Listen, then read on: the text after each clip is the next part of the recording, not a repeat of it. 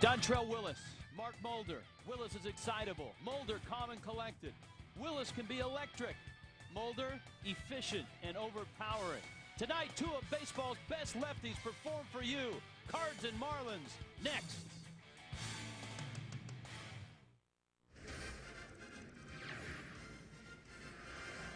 And those two lefties will cast a shadow over Dolphin Stadium, the Cardinals and the Marlins in Game 2 of this three-game series. This lefty is making his 100th career start. The other lefty is going after his 100th career win. And Mr. Mulder and Willis meet tonight here at Dolphin Stadium. Hi, everybody. Rich Waltz along with Tommy Hutton. Welcome to Dolphin Stadium. Welcome to what should be a great night for pitchers. We talked about the two lefties, Tommy. What are the differences between Willis and the big lefty going for St. Louis? Well, it's interesting, Rich, because there are some differences. First of all you have to do is look at them. You have the calm coolness of Mark Mulder, a guy who's been there, done that. He's been a 15-game winner or more 5 straight years. Dontrelle Willis, of course, last year won 22 games. They each have to have command. Dontrelle with that good two-seam, sinking fastball, occasional changeup, and the breaking ball. With Mulder, he's not had command. He's not off to a real good start. He's not overpowering. So we get the opportunity to see two lefties who don't throw 95 miles an hour. They each have to have their command. And they get lots of people out just for the numbers, just so you know where they are this year. Here's the pitching matchup. The ERAs are very similar, but as you can tell, Mulder's had a little more support both offensively and defensively behind him. He's 2-1 with the 4.43. Willis at 1-2 with a 4.38 ERA. These two lefties going to face two big right-handed hitters tonight as well. Last night, Game 1, a big fly, not from this man. Cabrera's in the lineup, but Albert went deep last night again. Marlins and Cardinals come. Dolphin Stadium, absolutely perfect weather for Game 2 of this three-game series. And to get it underway, we check in with Craig Minervini. Hey, Craig. Thanks, Rich. Hi, everybody. Miguel Olivo will catch Dontrelle Willis tonight. He said during spring training he got a little tense because it was hard to pick up the ball from Dontrelle, but now he's very comfortable. He said he also feeds off the great energy that Dontrelle has. He just loves catching him. Says he's the top pitcher that he's ever caught. But the one thing he's got to concentrate on is the sinker away from the right-handed hitter. He said that can be a tough one to catch. Guys. All right, the lineup for Tony La Russa's Cardinals. It's brought to you by Toyota. David Eckstein, Hector Luna, Albert Pujols, Juan Encarnacion hits 4th. Scott Rowland hits 5th. Edmonds is down in the 6th spot. So Taguchi gets the start tonight. So does Yadier Molina. And Mark Mulder has hit a homer already this year. Now look at Dontrelle Willis standing in the sunshine, getting ready to work to David Eckstein, trying to pick up win number 2 of the year as he makes his 100th career start tonight. 47-29 in his career with an earned run average at 3.34. And Eckstein, Joe Girardi's lineup. His a little bit tweaked from last night, going against this Cardinal group. Cardinals had lost 4 in a row going into last night's ball game. But St. Louis with 7 runs in the 5th last night against Sergio Mitre and the Marlins. And they got Game 1. Game 2 is on. Dontrelle Willis misses low, and we're underway. Eckstein last night 0 for 3, but he walked and scored and had a sacrifice fly all in that 5th inning.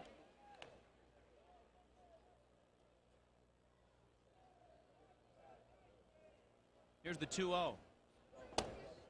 There's a strike. Jeff Nelson behind home plate calling balls and strikes. Rich, I think the thing that upset Dontrelle the most in that last start, 8-5 loss to Philadelphia, was the fact that he had a lead. Eckstein back up the box, and he's got his first hit of the series. And the Cardinals have their leadoff man aboard.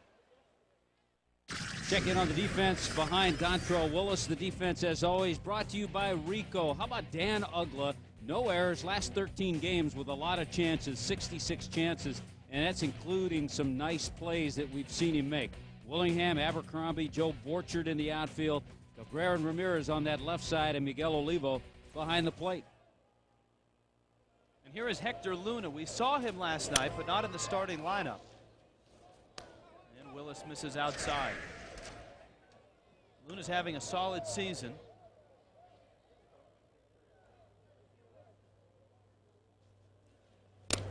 Kind of a Luna Aaron Miles platoon at second base. Luna, the 26-year-old Dominican, was a Rule 5 draftee twice, signed by Cleveland. Tampa Bay drafted him in the Rule 5, sent him back to Cleveland. Then St. Louis in the Rule 5 got him from Cleveland. Got his first taste of the big leagues last year. So he's on your Rule 5 All-Star team? He's not quite, but he's getting there. Very versatile. We talked about that last night. I've got Ugla just ahead of him on that team. Okay. Second base. But Luna can play a little outfield, a little third base. He'll be my utility guy. All right.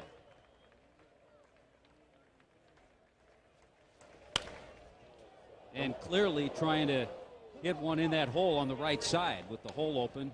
Mike Jacobs at first base holding on Eckstein.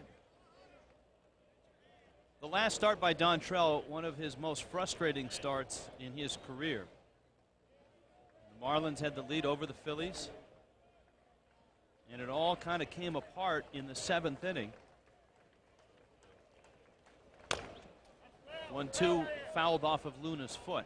5-1 lead after 6 innings, and that's what frustrated Dontrelle the most. Yeah, there were some plays that could have been made, should have been made, but he felt he should have closed that thing out. He was uncharacteristically wild in that game. He hit 3 batters, but it was almost effectively wild because you could tell that the Phillies hitters through the first 6 innings did not feel comfortable in there against Willis. On the ground, might be 2. Ugla, Hanley, bang, bang, got him. Dontrelle gets his double play. Tell you what I liked about this 4-6-3 double play. Luna gets up the line in a hurry. And I think early in the year, the first couple of weeks, we may have seen Ugla and Hanley rush this double play. They did it smoothly, they completed it, and they were able to turn it. They didn't rush things, even though it was a very close play at first base because of Luna's speed. And here is Pujols, who took one opposite field last night, and the double play important because now Dontrelle can pitch to Pujols with nobody on. And he blows a 94-mile-an-hour fastball by him. We saw that from Dontrelle. I remember we commented on the fact that he threw some fastballs 94, 95 miles an hour, which is a little out of his game. He's usually low 90s with good movement. Again at 94, so 2 94-mile-an-hour fastballs from the D train. 2 all-stars working against each other. Pujols, who has had one of the most rapid home run starts in Major League history this year. Fastball misses outside. He was the fastest to get to 14, the fastest to get to 15. And in homering last night, he tied a gentleman named Cy Williams from 1923 in 30 games, 16 home runs. And if you like to keep track of such things, he's on pace to hit 86 home runs.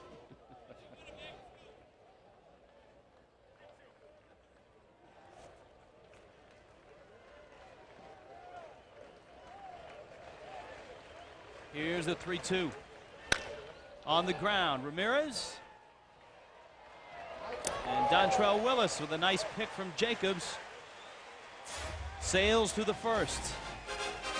Hanley Ramirez leads it off. The Marlins try to jump on Mark Mulder when we return. Perfect night for baseball here. Dolphin Stadium, Game 2, 3-game series. Cardinals and Marlins, and 2 of the best left-handers in the business. Mark Mulder, Dontrelle Willis, and Mulder goes to work on Hanley Ramirez to open the bottom of the first. Chopped towards third. It's a foul ball. A foul ball. And that is the home plate umpire's call, and he promptly made it. Jeff Nelson, till that ball gets past the bag, he has the call. We've seen Hanley jump on a lot of first pitches. See the third base umpire taking a good look, but he's waiting for the home plate umpire, who did make the call. You know, one of the fears, Tommy, with a youngster like Ramirez in the leadoff spot when the Marlins started the season, that he would be a free-swinging kind of guy. But he has drawn 14 walks. And he's also pounded out a lot of hits like that one. Taguchi up with it quickly, overran it, and Ramirez is at second base. One of the better fielding outfielders you'll find is So Taguchi. But not on that play. Well, just to show you that other clubs can do this too. This ball hit sharply by Hanley. I'm sure it'll be a base hit and then an error. Alert base running. You see where Roland was playing, even with the bag. He's trying to flag it down. And there's the error. Taguchi, thinking and knowing the speed of Hanley, tried to barehand it. He really didn't need to, but Hanley picked it up right away and got to second base.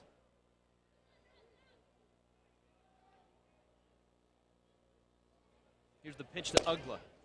It's a fastball for a strike. One of the things Taguchi had to battle when they cross-cut the outfield. Watch this ball. It'll skip. See how it goes through the cross-cut? And when you try to barehand a ball on a cross-cut outfield, it can be tricky. Kind of snakes its way out to you. Absolutely. Ugla into center field. Edmonds. Danny hit it on the button. Ramirez still at second, one out. Here's Joe Girardi's lineup brought to you by Toyota. Ramirez in the leadoff spot, had a couple hits last night. Ugla, Cabrera, Willingham. Joe Borchard right back in there. Another hit last night. Olivo, Jacobs, Abercrombie, and of course Dontrelle Willis. Mark Mulder will mix things up. He does not overpower you. He'll cut his fastball, throw a curveball, use a changeup. And this is his third try to win his 100th career game.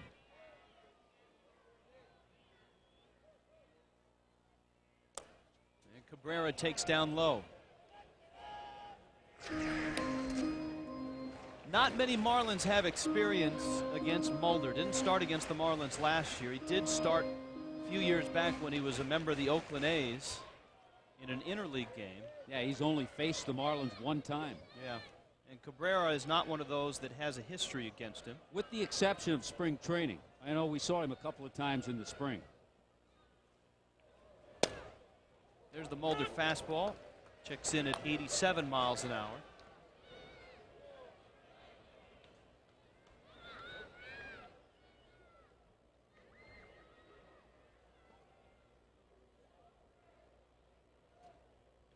Big left-hander out of Michigan State.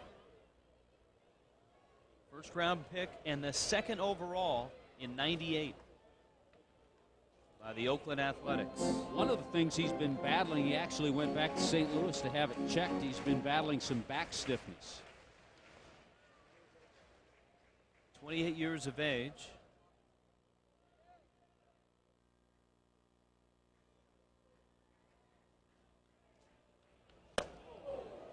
And Cabrera swings through that breaking ball. That's that fastball that he'll cut and run it into right-handed hitters. Traded from Oakland when Billy Beane unloaded two of his three aces. Tim Hudson to Atlanta and Mulder here to St. Louis. He had a 4-year contract that he had signed with Oakland, and it expires after this year. So Mulder in his second year as a Cardinal is not signed past this season.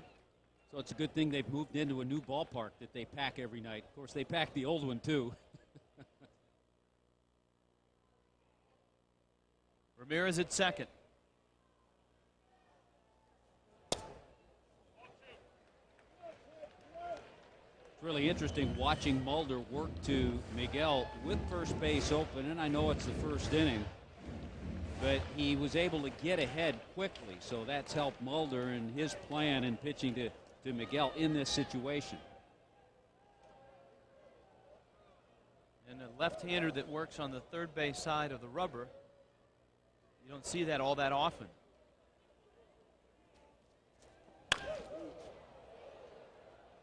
Cabrera fights that one off. Miguel and the Marlins last night were held quiet by Jeff Suppan. Cabrera had a single in 4 trips. The Marlins managed just 6 hits and just 2 runs. One of those was in the 9th inning against the bullpen.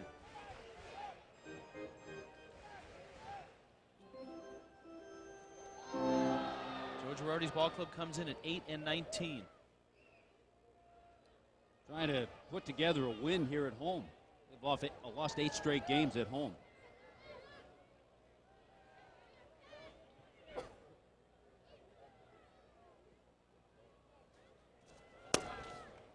And Cabrera now works the count full with Josh Willingham on deck.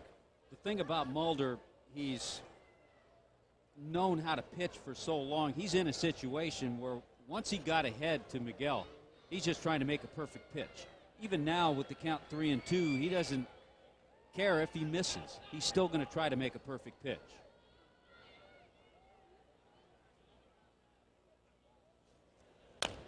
Breaking ball, and Cabrera hangs in there. After all the hard stuff, saw a lot of cutters, saw fastball, and then all of a sudden on a 3-2 pitch, he showed him the curveball. Made 32 starts last year and was 16-8. And of course was overshadowed by a Cy Young Award winner, Chris Carpenter.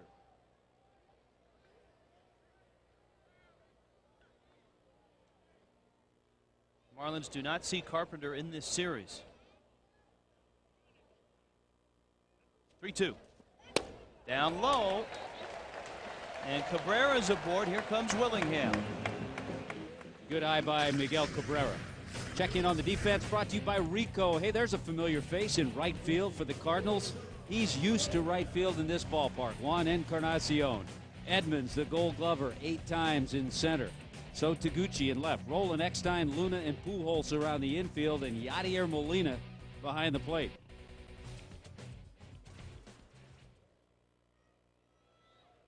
So Willingham stands in with a couple aboard.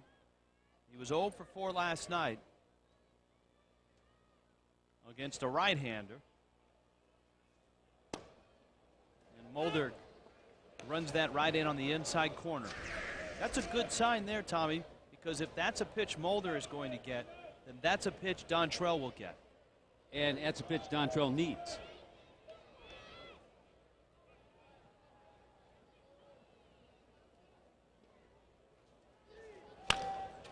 Up the middle, Mulder, Luna, and Pujols picks it. So both lefties in the first give up a hit. Both lefties get a double play. And we're headed to the second. And a veteran left-handed bat's coming to the plate for the Cardinals. Scoreless top of the second. Juan Encarnacion against Dontrelle. And the fastball misses outside. Encarnacion, of course, a familiar face, coming back last night with an 0 for 4 night. Struck out a couple times. And he goes right back to Dontrelle. Got the changeup from the D train. And there's one down. Our Tennis Realty home field advantage tonight. 24-17 and 51 career starts, and the ERA at home is 3.29. Bob Tennis and the folks at Century 21 Tennis Realty. I even have a Gene Tennis story ready for you. Gene Tennis, the roving hitting instructor in the minor leagues with the Cardinals. And related to the Tennis Realty folks. Scott Rowland. Rowland last night, a 1 for 4 night. Up the middle, Hanley almost got it, and it's into center.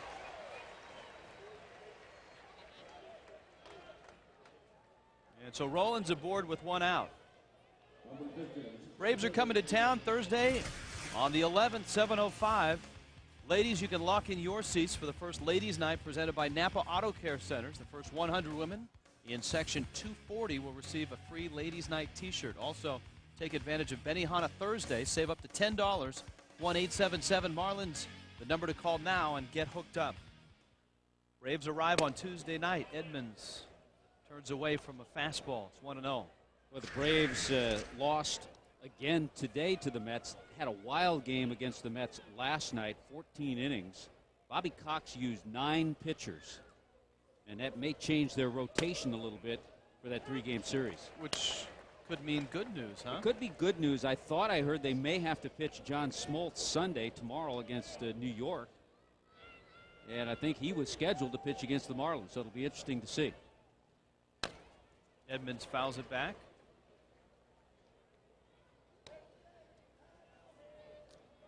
Both these lefties, you know, there are some similarities between these two guys. Tommy, we talked about some of the differences. Right on this side. Yeah, they're over on the third base side. A lot of lefties, especially guys that throw the sharp breaking balls, like to hang out on that first base side. It gives them a better angle, they feel. Edmonds sprays it down the left field line. It's a race for Willingham to get there. Rowland headed towards third. And the Cardinals are set up with runners at second and third. And one out. We mentioned it last night, talking about Jim Edmonds. Always hits the ball extremely well the other way. That's why he hits left-handers well. He stays back. And that's a perfect example to sting that ball down the left field line. You see how far Miguel's playing off the line. Easy double for Edmonds, and cruising over to third with Scott Rowland. Yeah, if there's a swing that Jim Presley would like Mike Jacobs to emulate, it's probably Edmonds, because a lot of the things that those two have been working on, Edmonds has done for a while in the big leagues. Here is So Taguchi.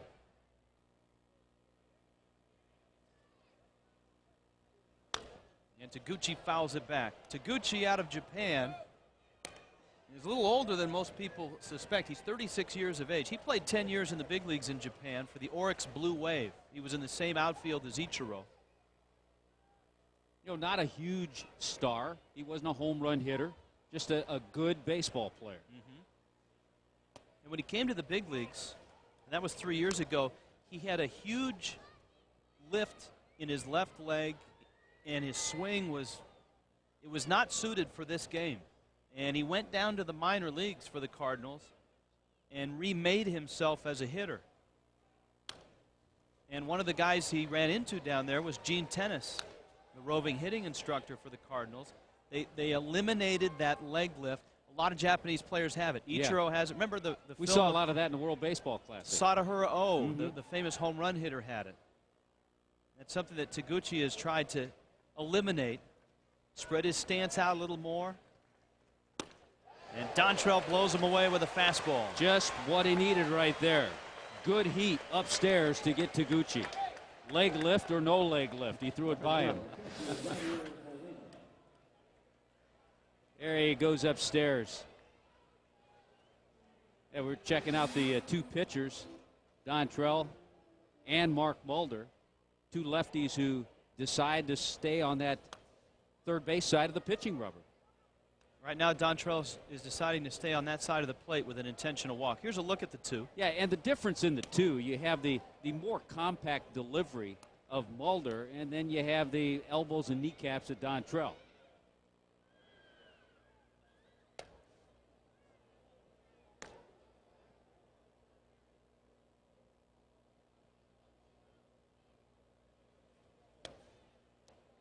Well, Dontrell Willis is going to walk Yadier Molina and bring Mulder to the plate.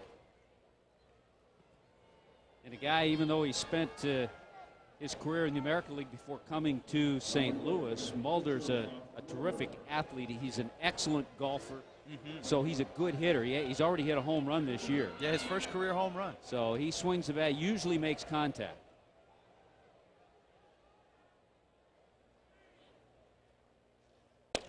Dontrell, fastball strike.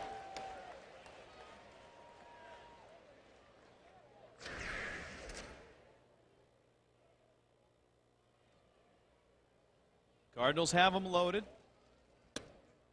Caught the outside corner. Both lefties are getting the corners right now. Rowland had a one-out single. Edmonds pushed him to third with a double. And then Molina was intentionally walked after the strikeout of Taguchi. Here's the 0-2. Pops out of the glove of Olivo. Run comes home. And the Cardinals are on the board.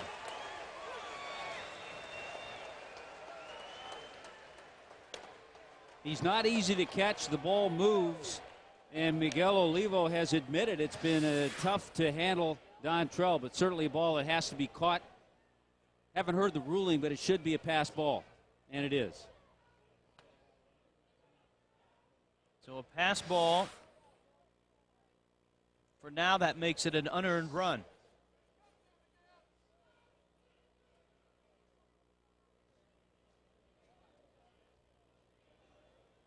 One and two.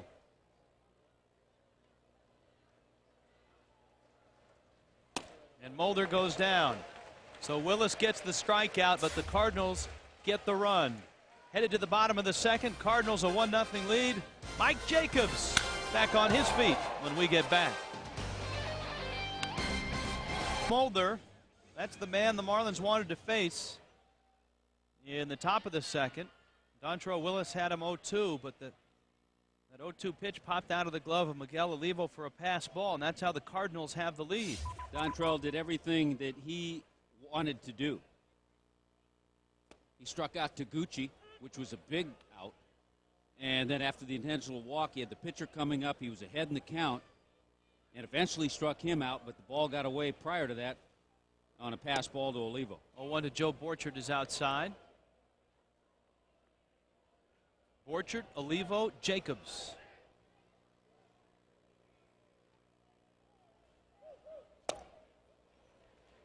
Cut fastball that he went after. It's 1-2.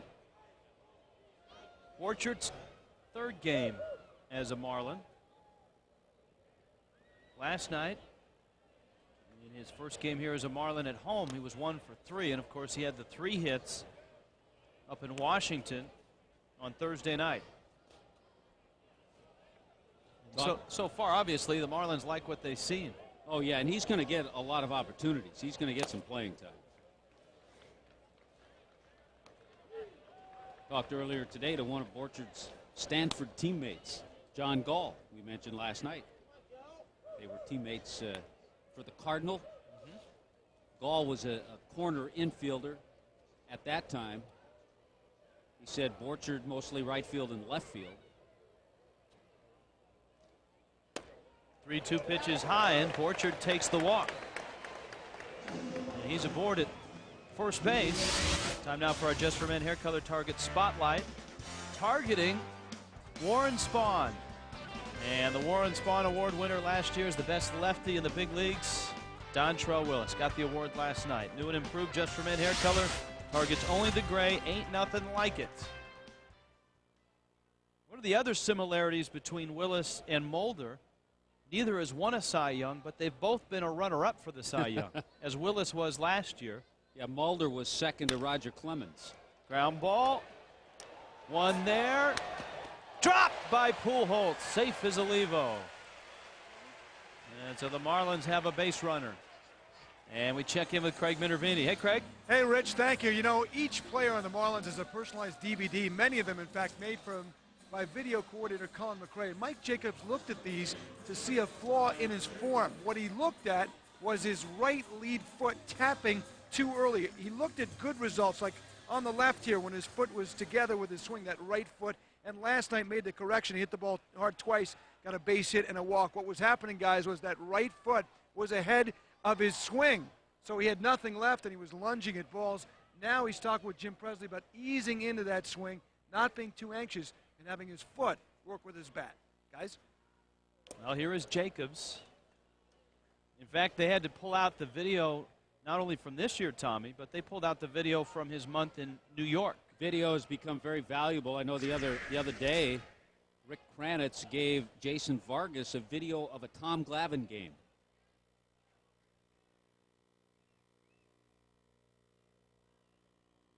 Jacobs last night and lost in a 7-2 loss was his at bat late. Olivo is running, had a great jump. Molina's throw is not in time. When you steal a base off of Yadier Molina, you've done something. Yeah, when you steal it off Molina, you've stolen it off the pitcher. You've gotten a great jump, which is what Olivo did. Last year, he threw out 55% of base runners. 30% is considered pretty good. Yeah, and he had 9 pickoffs as well. Yes, he is part of that acrobatic troupe, the catching Molina brothers. He has two other brothers catching in the big leagues. Jacobs rolls it to the right side. Pujols will step on the bag.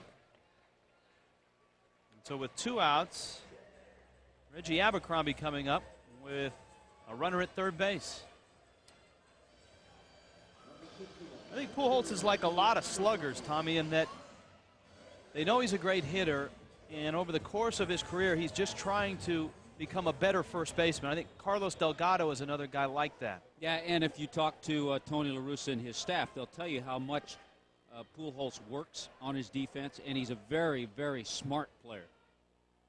So you just know that he'll get better. Abercrombie. A strike. It's always a play, by the way, that I thought they're never going to change the rule, but an error was not given to Pujols because you can't assume a double play, but the throw beat him by 2 feet. Yeah, and it wasn't a short hop pick. No. It was a clean drop. Abercrombie. The count, 1 ball and 1 strike. Now, obviously, first base is open. And we saw the Marlins pitch around the 8th hitter for the Cardinals to get to Mulder. Dontrelle Willis is on deck.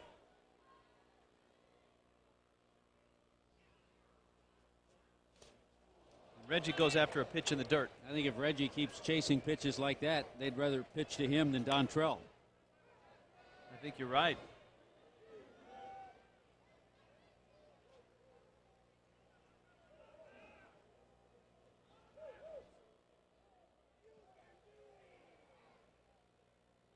Reggie trying to produce here. Mulder out in front, 1-2. Trying to get him to go fishing for that changeup again. It's all part of the education of Reggie Abercrombie. We've seen him in the last week and a half, 2 weeks, start to make adjustments to pitches that were getting him out in the first 2 weeks of the season.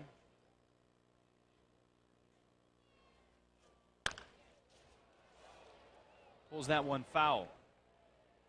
I think that's one of the tough parts. It's like a give and take.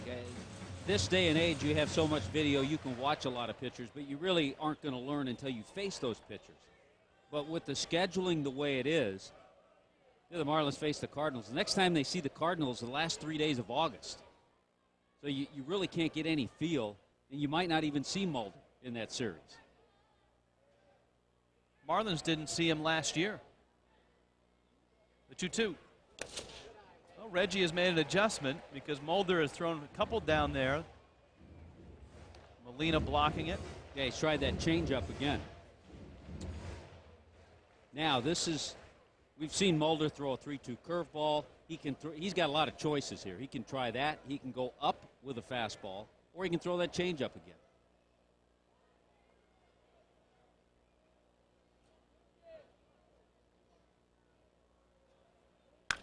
Reggie pulls it hard. Got the changeup again, but it was a little more hittable.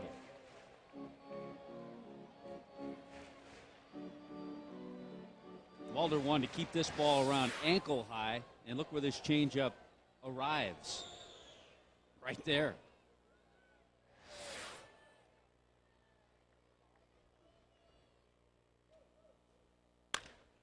To the shortstop, Eckstein. And Mulder gets out of trouble. The Marlins strand another runner. We've played 2. Albert Pujols scheduled to appear in the top of the 3rd. Top of the 3rd inning, David Eckstein takes a fastball from Dontrelle Willis.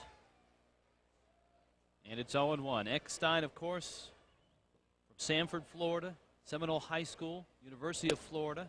A lot of his family came down, including his father. And of course, his father last year underwent a kidney transplant. There have been a few members of Eckstein's family that have had that operation. And his father is doing well and able to come down and see this series.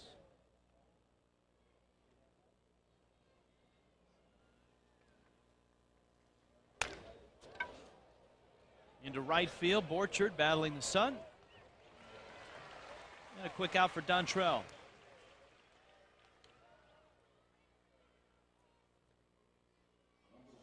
Series concludes tomorrow, and we'll be here 1 o'clock on FSM Florida. We start at 12:30 with Marlins on deck. Craig Minervini will be by for you. You have the best seat in the house on the television home of the Marlins, FSM Florida and Sun Sports. Marlins Cardinals tomorrow, and Luna takes a fastball for a ball. We've got Scott Olson and Sidney Ponson tomorrow.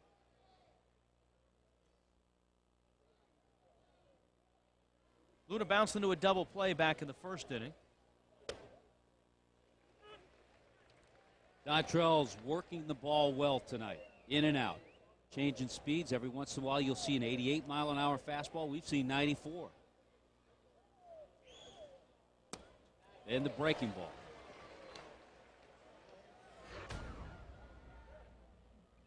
We talked about similarities and differences between Mulder and Willis. One big difference this year is supporting cast.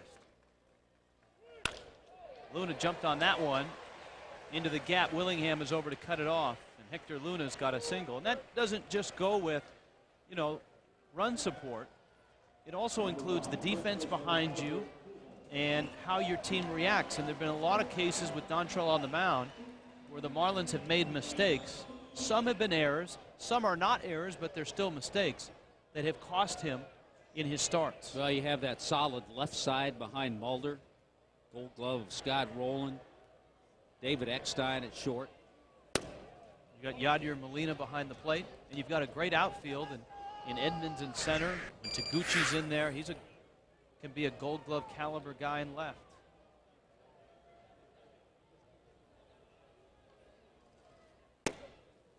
Pujols takes a strike.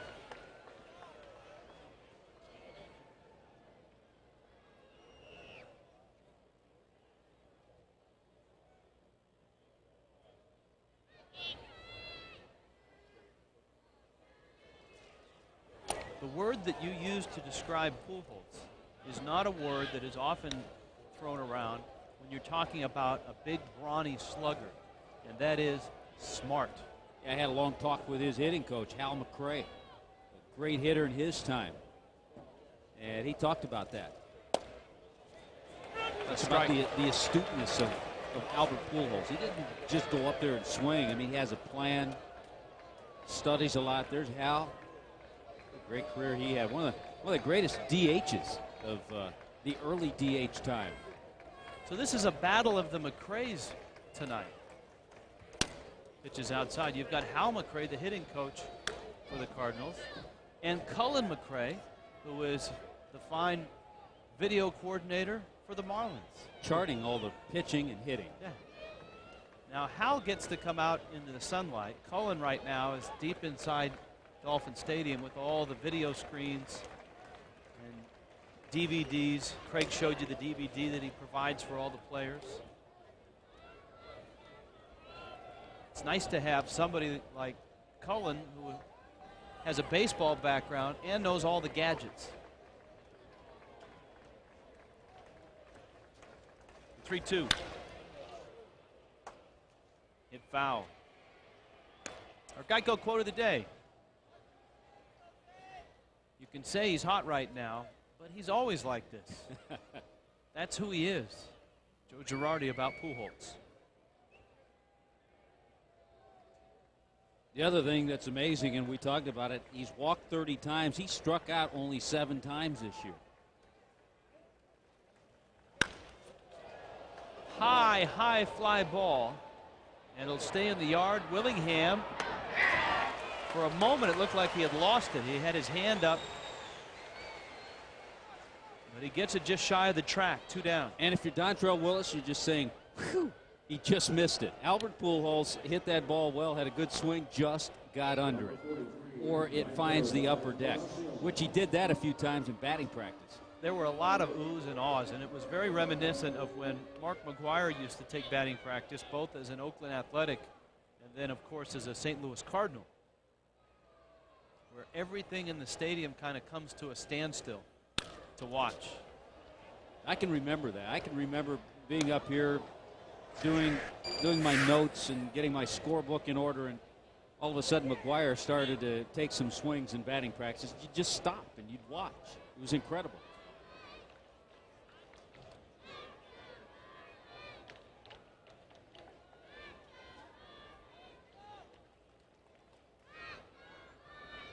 Dontrell stands off. One of my first games in the big leagues, calling a game, Mark McGuire hit 2 500-plus feet home runs in the same inning into the upper deck in the Kingdome in Seattle. A 1 pitch. I thought the upper deck in the Kingdome was only about 380. No. This was to left center field, and they were 2 mammoth shots. I think they were the 2 longest balls hit in the Kingdome in its history. And he hit him in the same inning.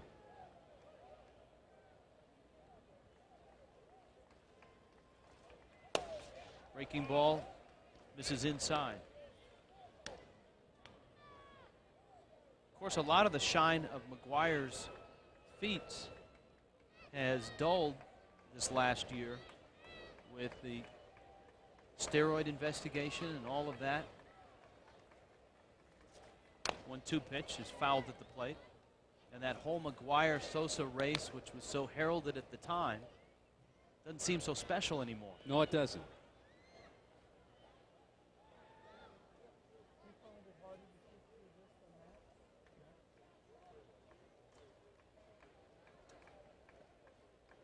Luna still at first.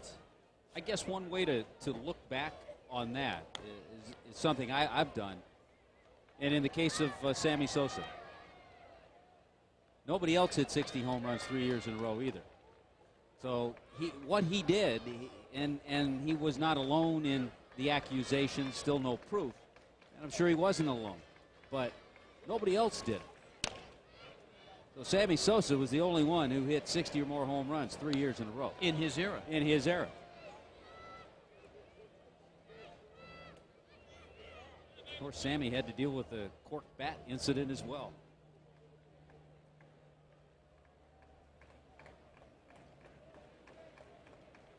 Here's the 1-2.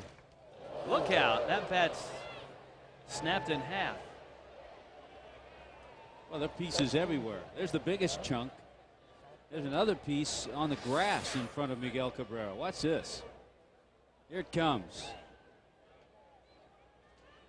You know, it was an unlikely source that was sawing bats off the other night in Washington. It was Brian Moeller. Didn't he waste like 3 of Nick Johnson's sticks? He sawed off Nick Johnson 3 times.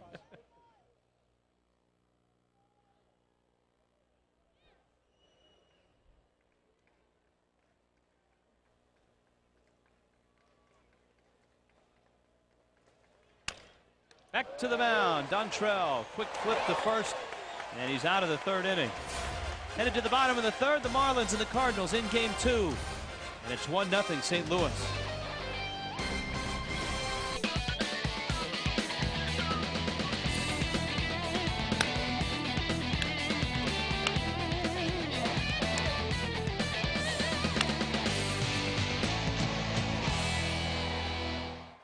That the only run of the game. Scott Rowland coming across on a pass ball. Dolphin Stadium on a gorgeous night here in South Florida. Dontrell Willis leading off the inning with a fly ball. Taguchi was there. He makes the catch. Dontrell got a good piece of that. 1 down. Hanley Ramirez and Dan Ugla to follow. Ramirez has the only hit for the Marlins so far. Talking about that Mets-Atlanta game, I saw where in that game today, Victor Zambrano, after I believe an inning and a third, had to leave with elbow problems.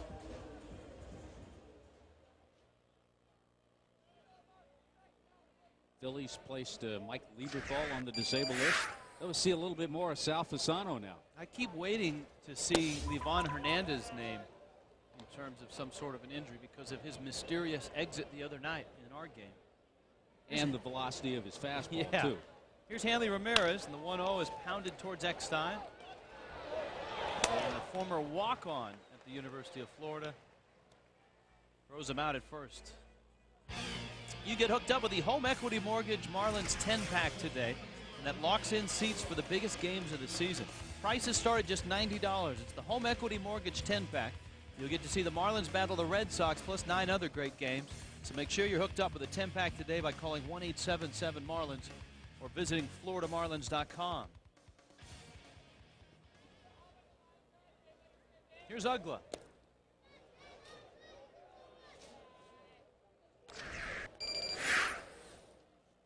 That was only the 4th pitch Mulder's thrown here in this inning.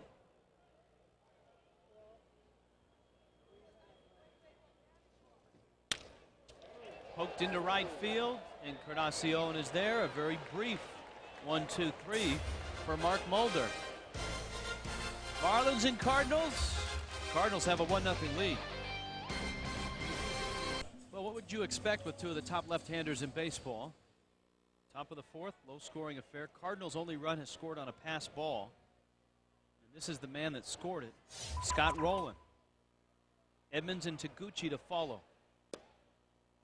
Well, because Dontrell had to throw 23 pitches last inning, his pitch count now at 60. Mulder's 5-pitch inning only puts him at 37 pitches after 3. High pitch count has been a problem for Dontrell this season, and a lot of times it's because of the defense behind him. His first couple starts, there were some plays that weren't made that led to extended innings. In this one, most of it has been his doing, with some help from the Cardinals. They've got 4 hits. Into right, they've got 5 hits. Orchard up with the Rowland single. Scott Rowland's got a pair of hits. And the Duck arrives on cue with our Aflac. Aflac! Trivia question, thank you. Oldest player on the Cardinals' 25-man roster. Well, we just told you So Taguchi was 36. We'll give you a little bit of inside there. By the way, with that base hit for Rowland, his hit in the 2nd inning continued a hitting streak, 5 games. He's 10 for his last 16 now. Edmonds doubled in the 2nd. Edmonds is 35. He'll turn 36 at the end of June.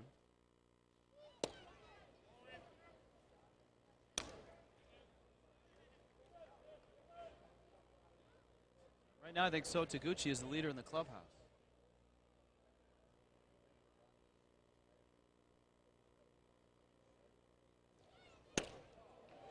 Good pitch by Dontrell.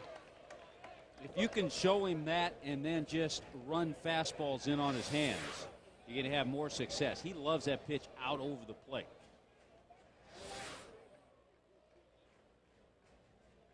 .335 career home runs, Jim Edmonds. He just threw the bat at it, and look where it ends up, in left center. Edmonds, and Rowland takes 3rd, and the Cardinals have something going. Edmonds is 2 for 2. Rowland is 2 for 2. Yep, that's the look of that kind of base hit. Yeah, he knew he was just trying to protect the plate. Little slider away. He's just going to try to get a piece of it. He knows he's not going to hit it hard, and he finds the right spot to hit it. And on it, because it was hit so softly, Rowland was able to go from 1st to 3rd. Here's Taguchi, who was a strikeout victim in the 2nd. Dontrell comes inside on it.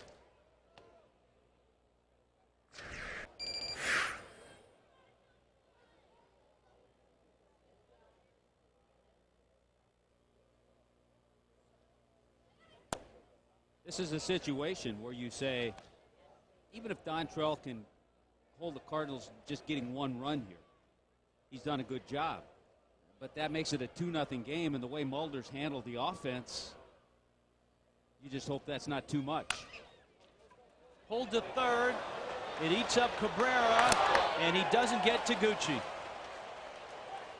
And the Cardinals lead 2-0.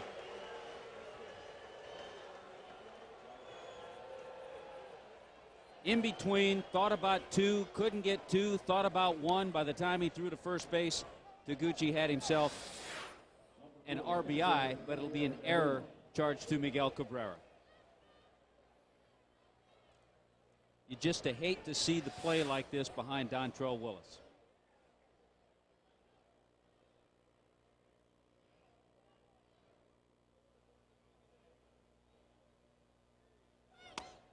Fastball is high to Molina. So Edmonds is at second. Taguchi's at first. And the pitch count rises for Willis. Miguel's 8th error this year.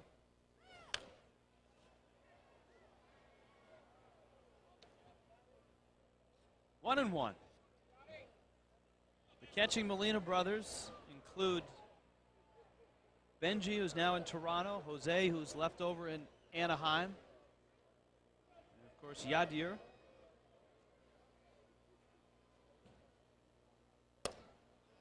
Willis misses down low.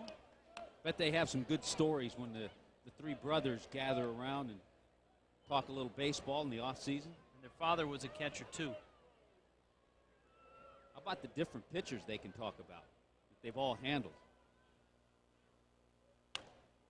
Foul back out of Puerto Rico. When the Molina brothers were growing up, they used to cut school to go watch the local team play. And the local team included guys like Edgar Martinez, Dickie Thon. In that area of Puerto Rico. And of course their father played on that team as well. Right to Hanley, they'll get the out.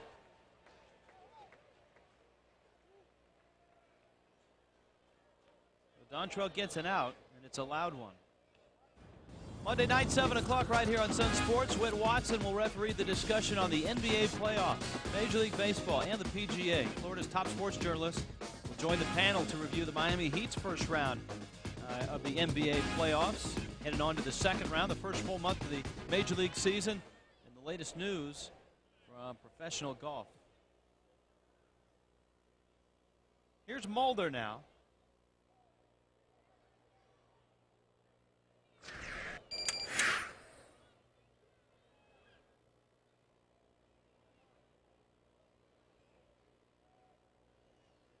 He's not bunting. He takes a big swing. And he almost got our camera up on the screen. Wanted to show you, when you have experience out there, look at the runner at second base, Jim Edmonds, and the runner at first base. Check them both out. Line drive, the plays in front of them.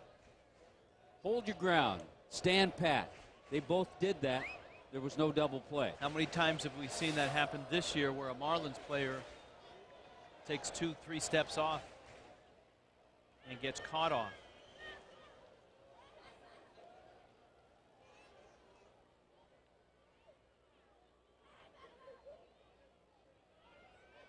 Cardinals have a couple runs. They have scored on a pass ball and a ground ball that turned into an error. 2 times now, Mark Mulder not bunting.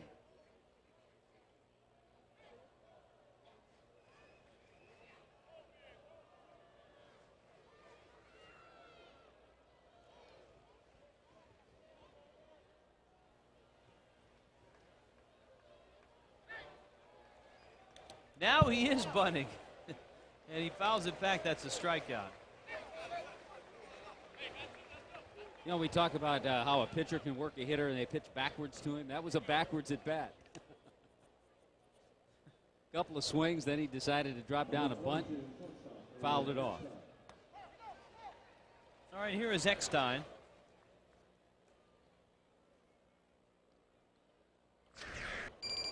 What a nice year he had last year. All-Star at 294, cranked out 8 home runs.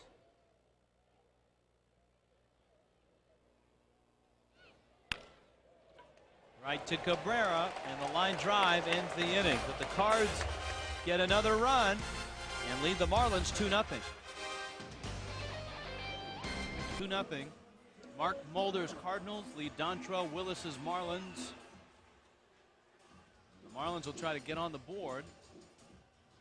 The Middle of their lineup up, Cabrera, Willingham, and Borchard. Good part of the lineup second time around. Now you want to start seeing some good at-bats.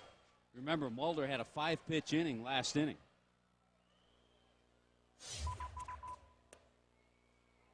He throws that dead fish changeup low. It's 1-0. Cabrera walked back in the first. 2 walks. Mulder's without a strikeout.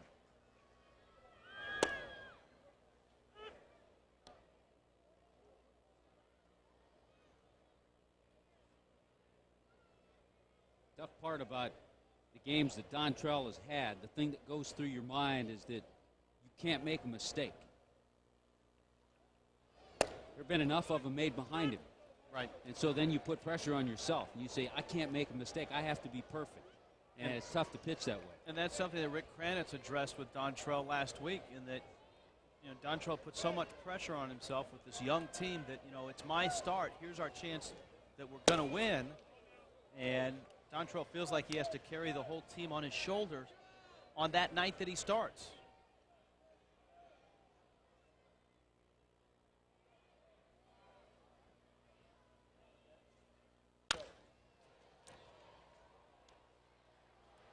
And Cabrera, out number 1.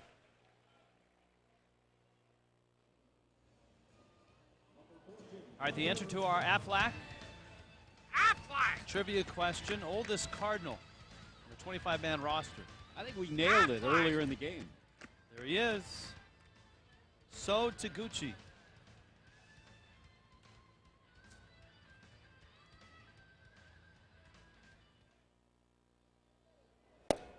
Willingham. A swing and a miss. So Taguchi, one of those players that really fits into a Tony La Russa type team. Absolutely. I tell you another guy who did, but he's moved on. Placido Polanco. I asked La Russa about Taguchi, and that was one of the names he brought up. One of the others was Walt Weiss. Mike Gallego. And another guy, and maybe not quite of the stature, had a good year with St. Louis. He's moved on. Joe McEwing. Guys who play all over. Guys who you can plug in different positions, and you're going to get solid games out of them. They know how to play the game. Well, and especially the way La Russa manages the game. He needs those guys. And he had them in Oakland, and he's had them here in St. Louis. I think I remember reading a story that when McEwing moved on, Tony La Russa actually asked him, or either asked him or McEwing gave him a pair of his shoes. I think Tony asked him for them. I just want to remember the kind of player that you are and that you were for me. Baseball shoes.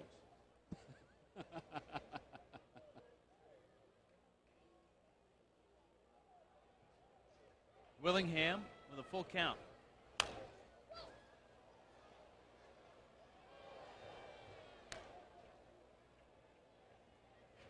Borchard's on deck. Well, La Russa now, with this season now, has spent more time here in St. Louis than he has in any other place. He was 10 years in Oakland, 7.5 years with the White Sox. Willingham walks. Nice job by Josh Willingham. Made Mulder throw some pitches. Saw a lot of stuff. It's an interesting game for Mulder. He's walked 3. He's yet to strike out a batter. Only 2 managers in the history of the game have won more games than Tony La Russa. 11 postseasons, 4 World Series.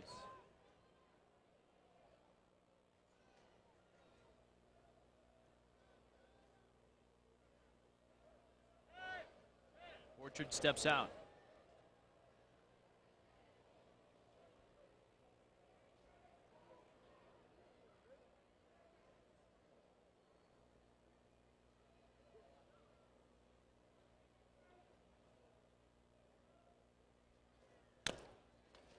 Joe fouls it at the plate. See, I know somebody at home is saying, all right, who were those two managers that won more games than Tony La Russa? Well, you got to go back a ways. Connie Mack.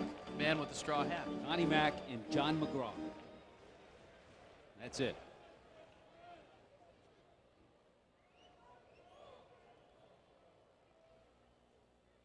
Was Connie Mack the last man to manage in a suit? I believe so. But he also lost more games than he won. I mean, he just managed forever. He was managing when he was 80 years old, I think. But if you're talking winning percentage, you're talking about Tony La Russa.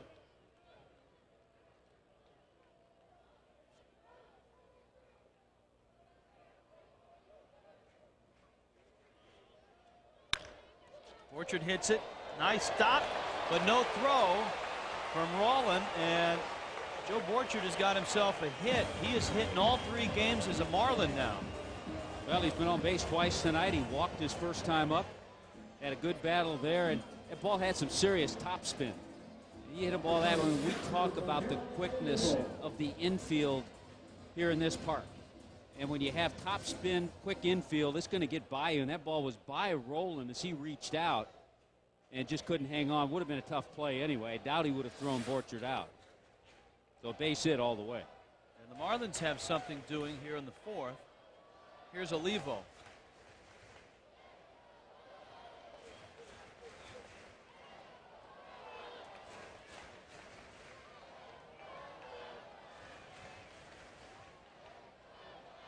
Miguel bounced to third, back in the 2nd. Mulder is off the plate. Yeah, Olivo picked up a stolen base when he reached on that fielder's choice.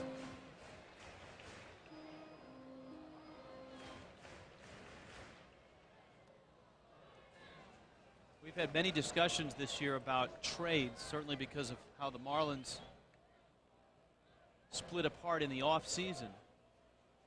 Well, Mulder arrived from Oakland. Here's the 1-0. Ground ball, Roland. Dropped! Oh, they're going to give him the out. That should not be an out. He was not pulling it out of his glove. He just flat out dropped it. Don't agree with that call. A lot of times you'll see that second baseman receive it and start to pull the ball out, and it's called that way. I understand that. He didn't catch the ball, period. Darrell Cousins is the second base umpire. Never caught it. Was not transferring it. Didn't even get the other hand in the glove. Not the correct call there. And a big break for the Cardinals.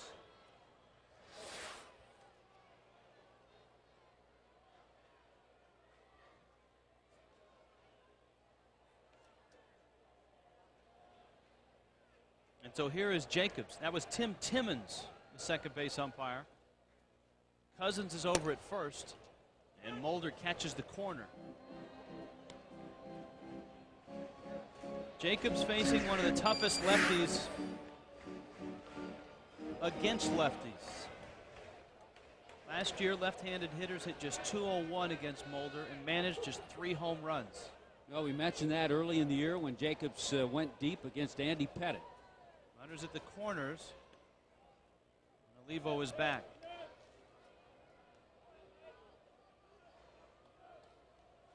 Mulder was traded for Kiko Calero, Dan Herron, and Derek Barton.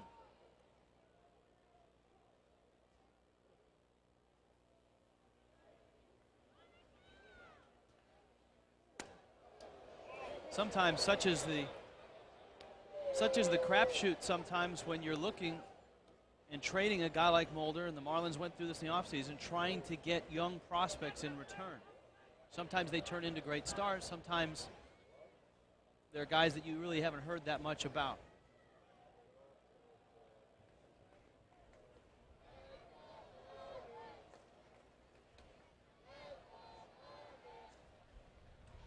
In the dirt. Over the years, with the winning seasons the Atlanta Braves have had, lots to talk about their general manager, John Schuerholz. I think you could speak about Walt Jocketty and the job that he's done with the St. Louis Cardinals. He's made some terrific moves, put together a solid franchise. Jocketty, a longtime assistant to Sandy Alderson in Oakland when La Russa was the manager with the A's. So they go back a ways.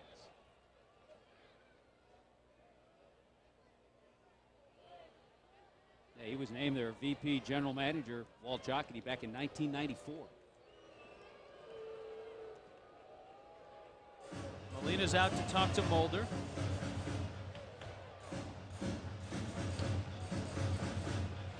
Cardinals with a 2-0 lead. Willingham walked after Borchard's infield single. Olivo's ground ball seemingly forced Borchard at second. The ball that Hector Luna had pop out of his glove. He was called out by Tim Timmons. There was no argument from Marlins skipper Joe Girardi. The 2-1.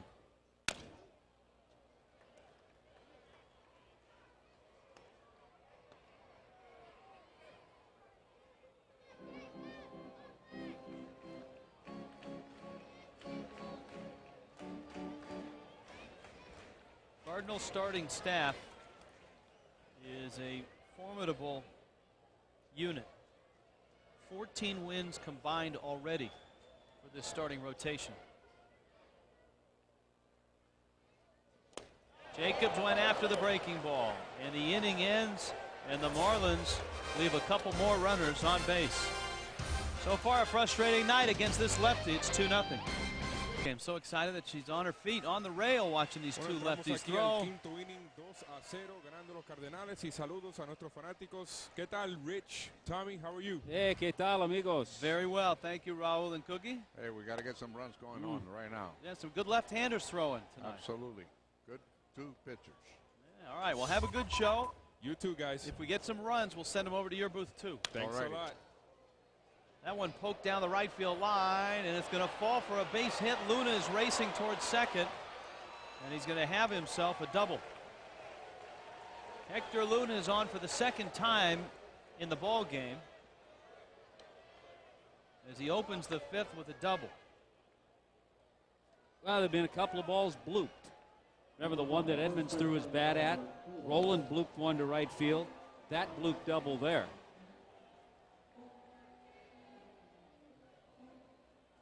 And here's Pujols with Luna aboard.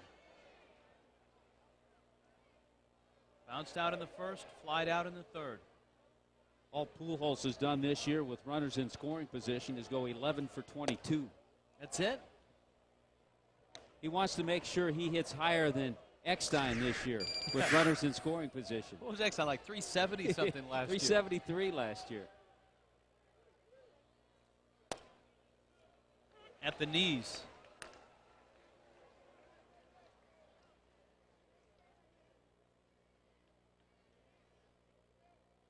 Willis tonight has struck out 3. His one walk was intentional. Came up and in with the fastball and lived to tell about it. It's 1-2.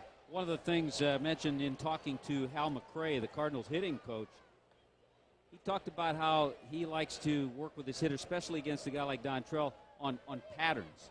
You know, do you see consistent patterns? Are you going to see that fastball again, or when does he use the changeup? Into left field, that's scorched in a base hit. Willingham up with it. Station to station for Luna as he's at third. And the Cardinals are set up with runners at the corners. They've had runners on base in every inning. And Willis gets Encarnacion.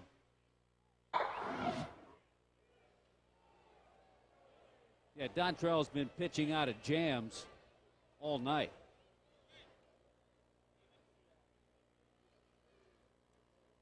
You talked about the Cardinal order last night and how deep it is and how difficult the first 6 hitters could be. Encarnacion lines it into right field, and that one's going to get by everybody and go to the wall. Scoring is Luna. Here comes Pujols. Headed towards third is Encarnacion. Got himself a triple. And the Cardinals have stretched it to 4-0.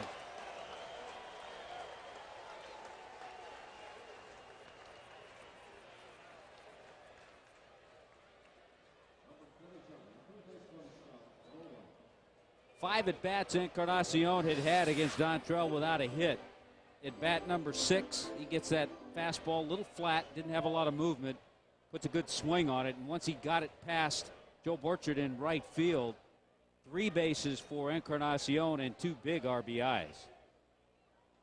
Tell you what, Pujols almost got nailed at the plate, slowed up before he got there, and Uggla's throw was very strong and very accurate. Here is Roland. You see Encarnacion at third, and you see the infield in.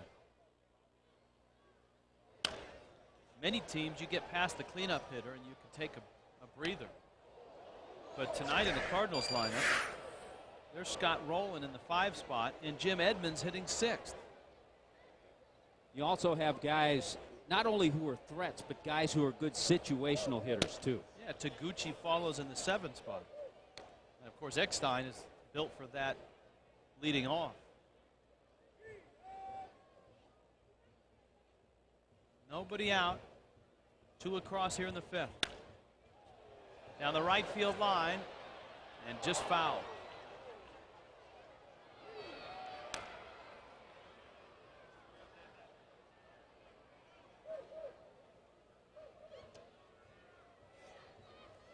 Joe Girardi, a frustrating night last night. There's Jason Vargas in the bullpen. I think one of the things he's probably talking about with Rick Kranitz, he hasn't seen the sharpness in Dontrell. The stuff has been there, haven't seen the sharpness with his control and command. And the other thing, his pitch count is up to 91 here in the 5th inning.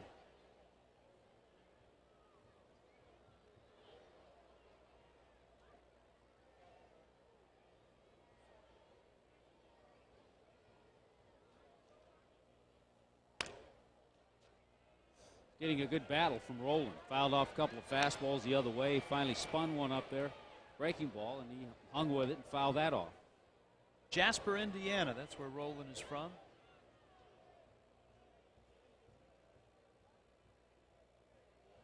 Baseball player from basketball country.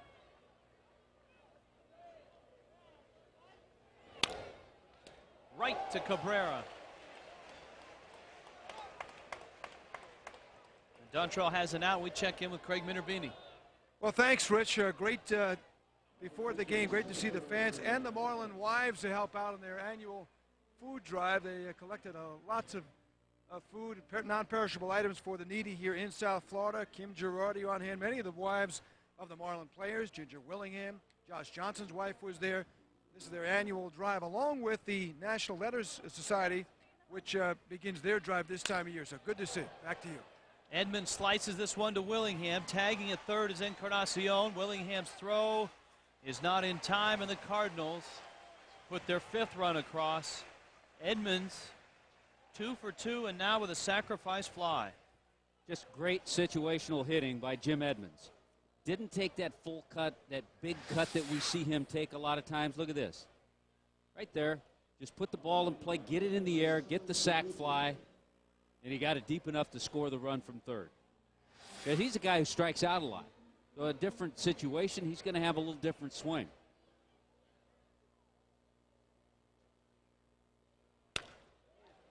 So Taguchi rips one into left. And the Cardinal left fielder has the 4th hit of the inning. And I think that's enough for Joe Girardi, as he's on his way out. And he's going to bring Dontrell Willis back with him.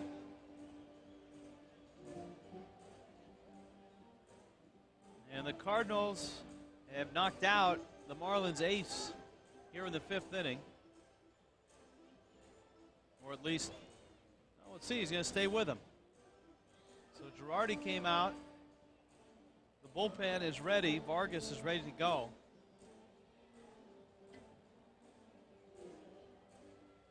I think we've seen this a few times this year. Every once in a while, there's a message that Joe wants to get to his pitcher, and instead of sending his pitching coach, Rick Kranitz, he'll go out there himself. 95. Molina lined out. Back in the fourth, he walked in the second.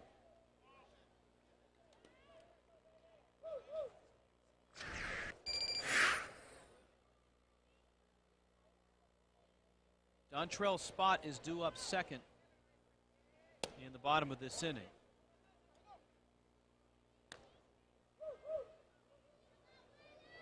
Right now he's trying to hold it at 5-0.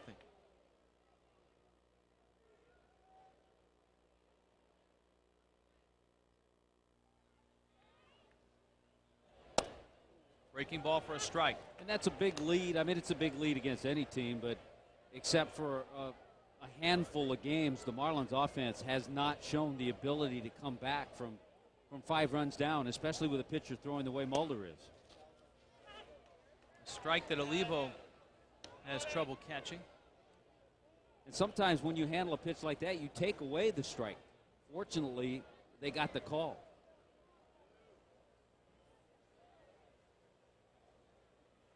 Umpire Jeff Nelson having a conversation with somebody in the Cardinals dugout.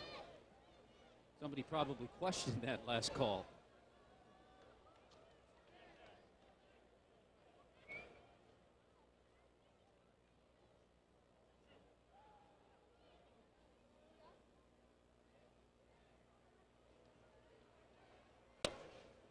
That one in at the feet of Molina.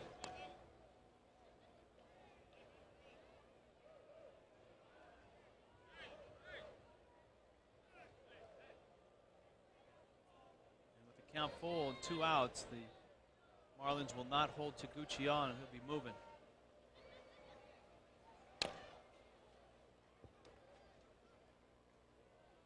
Round baseball tonight. Alfonso Soriano just hit a homer, his 9th. Washington has a 2-1 lead over Pittsburgh in the second inning. Chase Utley homered again, 2 last night. 1-0 Phillies over the Giants in the second. Runner goes. And Molina puts it in the gap. And with So Taguchi running, the Cardinals are going to send him. Ugla, the relay home, not in time. 6-0 Cardinals.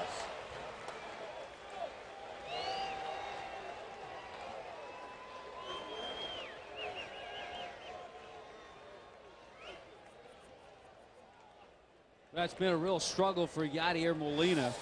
Just recently snapped an 0 for 16, but he hangs in there and has a good at bat against Dontrell. Pitches up. A lot of mistake pitches, too, in this inning for Dontrell. And Molina hits it well and deep enough into right center. Again, showing the good base running. Maybe not the speediest of guys, but Taguchi, who runs well, better than average. Good base running to score. And even Mulder is hitting Dontrell now. That's going to roll all the way to the warning track. Mulder's got himself a double. And the Cardinals have made it 7-0. Well, Joe wanted him to get out of this inning, but it's not going to happen.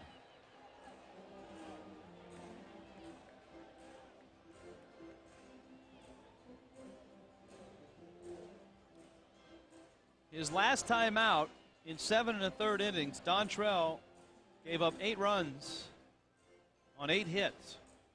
Tonight, he's given up 7 on 12 hits. Girardi goes to the bullpen.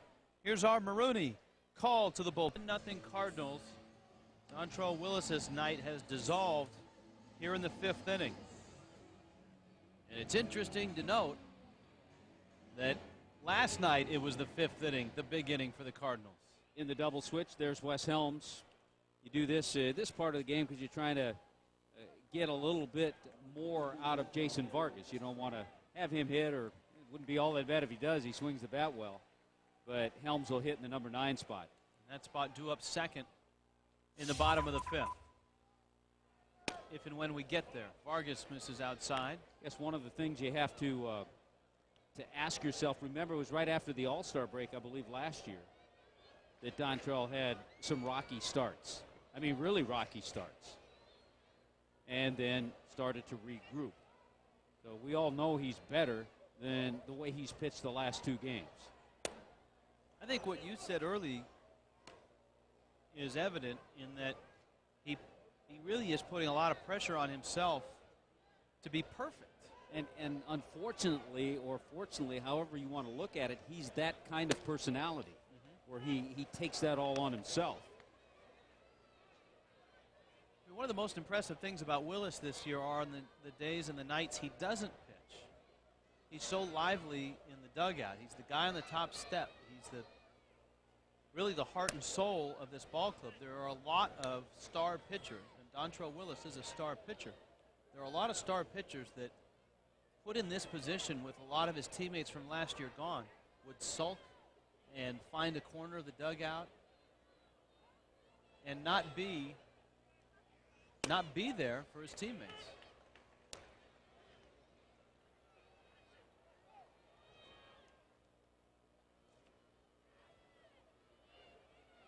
Full count to Eckstein. Vargas working on the leadoff hitter. Ninth man to hit for the Cardinals here in the fifth. Into right field, base hit. There's no way they'll send Mulder. In fact, Jose Oquendo was going to tackle him if he tried to run through that stop sign. And Eckstein has 2 hits. Well, for a while we were talking about the horrors of the 8th inning. In this series, as you mentioned, it's been the 5th inning. So for the second time, the Cardinals will bat around in the 5th inning. They did so last night, and they've done it here. Luna started everything with that bloop single.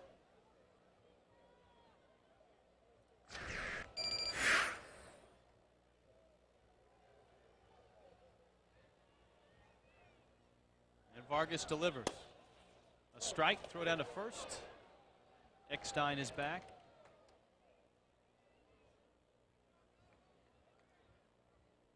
This is something new for Jason Vargas, Tommy.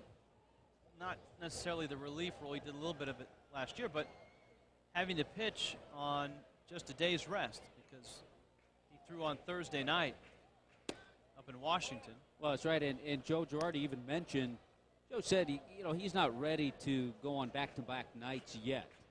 But I think if he continues in the bullpen, he will be.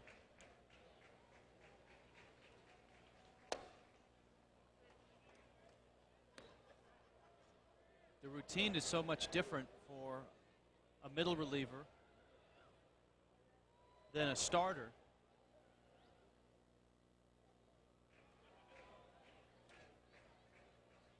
Here's the 2-1. And everything a starter does in the days after his start is leading up to his next start, whereas a middle reliever doesn't know if he's coming in or not and has to prepare every night like he is coming in.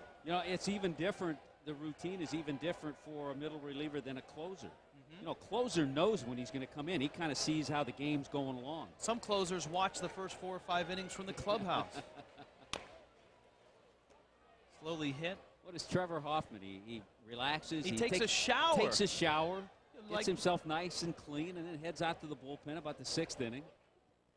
He pitched last night in an extra inning ball game in which the Padres beat the Cubs eventually, 1-0. Cubs have been shut out 4 of their last 6 games. Boy, they have struggled a lot of it ever since Derek Lee went on the disabled list. They're having trouble scoring runs. Fastball misses outside. Great matchup there tonight. Sean Marshall, the lefty that beat the Marlins, goes against Jake Peavy, the Cubs and the Padres. I think I'd want to come right after Hector Luna right here. You think? Here's the 3-2. Foul back. Luna's not cooperating. Houston's at Colorado tonight.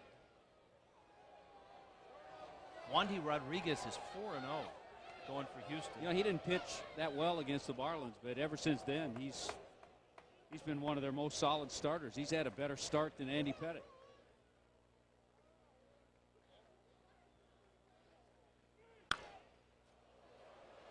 Another foul ball. Oakland beat Tampa Bay earlier today, 3-2. Joe Kennedy is now 2-0 with the win. Boston has scored first against Baltimore with 3 runs in the second. It's 3-0.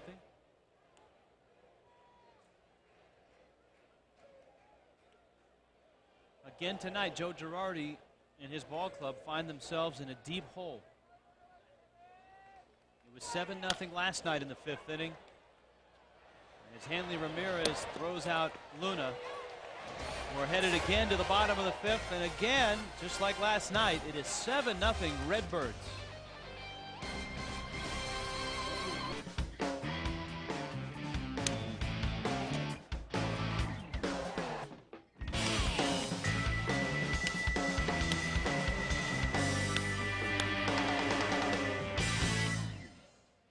Yeah, that was the top of the 5th in a nutshell there. A lot of swings and a lot of hits for the St. Louis Cardinals. Craig Minervini, Tommy Hutton, Rich Waltz with you. Our entire FSN Florida crew on Sun Sports tonight. 1 in the 2nd, 1 in the 4th, and 5 big ones for Mark Mulder. And it's Abercrombie who leads it off by scorching one down the left field line. Taguchi racing into the corner. Abercrombie's got himself a leadoff double. Well, that's a start.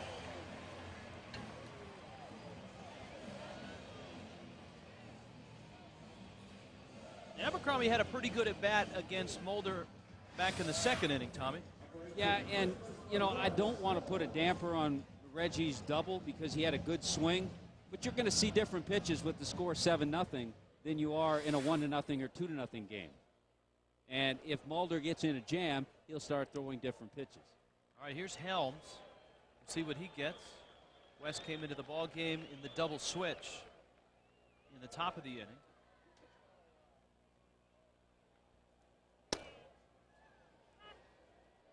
Mulder throws a strike.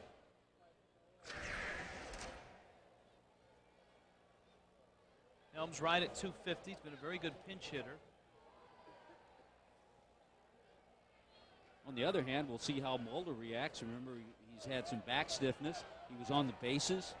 He had to do a little running last inning, and it was a long inning. So this could be an inning that he comes out and doesn't make his pitches. Mulder homered on Wednesday, his first home run of the season. 5 pinch hits so far this year.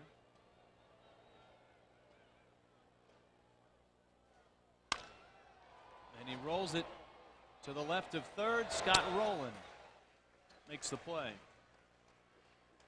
And out here in the 5th with Abercrombie still at 2nd. Our DirecTV look ahead. Where are we going? Who are we going to see? Tomorrow in HD on FSN Florida, the Cardinals and the Marlins will finish off the 3-game series. Tuesday, Wednesday, Thursday, the Braves, all in high def, all on FSN Florida. That'll put a lot of pressure on Tommy Hutton for 4 consecutive nights of great ties in HD. Well, I think tomorrow we may go with the casual look, though. That'll take a little pressure off. Mm-hmm. Here's Hanley. Singled in the 1st, bounced out in the 3rd. I'll have to get a hold of my wardrobe consultant.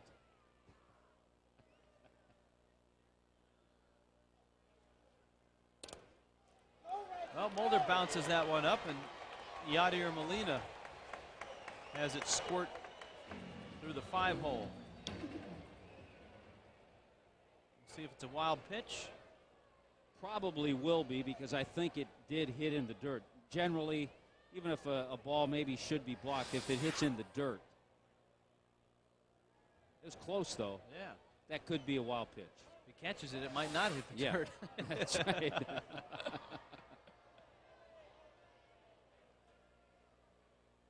Well, a chance for Hanley to drive in a run here. The infield up the middle is back. Corners are just about even.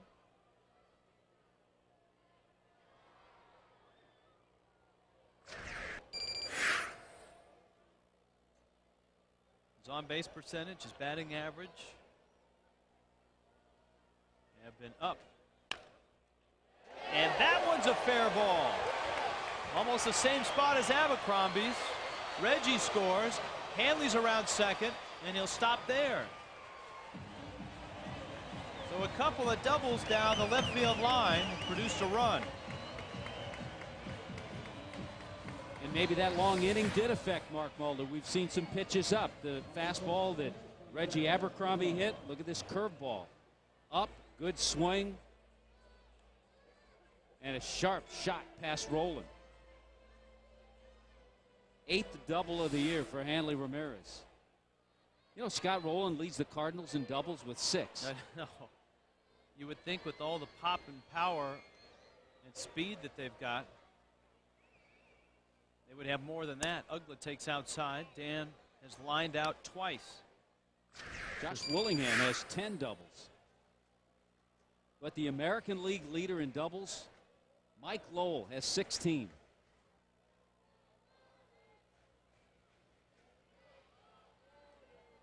Mikey's off to a great start. And there's a lot of people in the Marlins clubhouse, in the Marlins front office, happy to see that. He's such a great guy. And you wish guys like that success when they move on. Anybody that's been around Mikey Lowell a few years is going to root for him this year. Yep. I think the same could be said about Juan Pierre in Chicago. Mulder misses high and outside.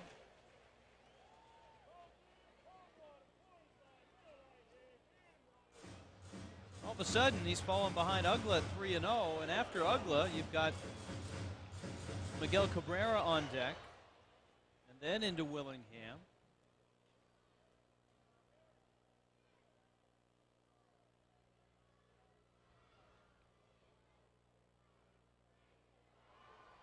Tell you what, Dan's hit the ball hard tonight, twice. A strike. Ugla was on his way to first. Well, when you're a rookie, you hate to make an umpire look that bad. Yeah, I was almost watching him to see if he's going to apologize on his way back. Too late. Oh, and he went after a bad pitch there.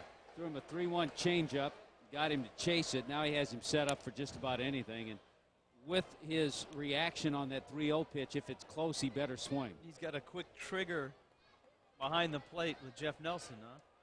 Well, we'll see.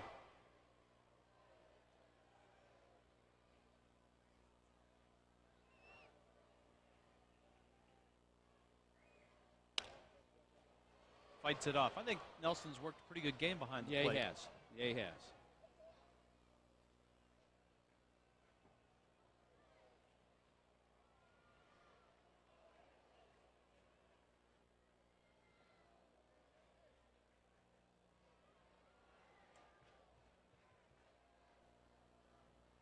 Couple of doubles, a run across.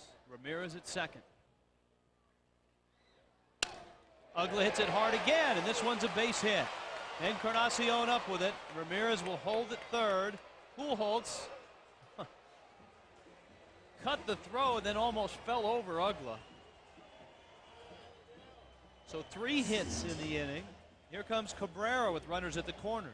Third straight line drive from Dan Ugla. Unfortunately, it's just his first hit, but a good solid swing on a fastball in. And there's no sense taking any chances. We all know Encarnacion's arm in right field. And so Hanley Ramirez held at third base. And the man that we talked about an awful lot last night, Dave Duncan, the pitching coach for the Cardinals, is out to talk to Mulder.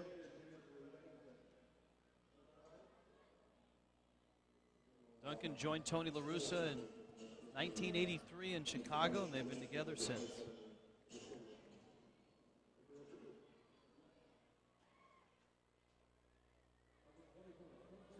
So Cabrera has a chance. It was a 7-run hole when this thing started. Cabrera has a chance to take a bite out of that.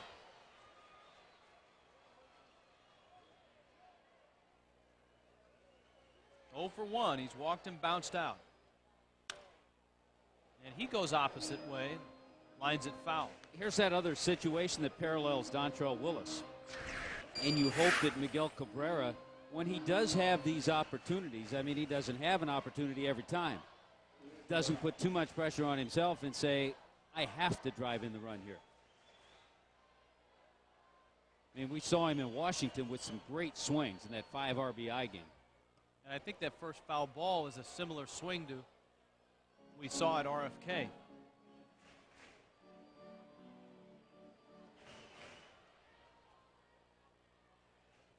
Well, Mulder's pitch count starting to get up there. He's at 74.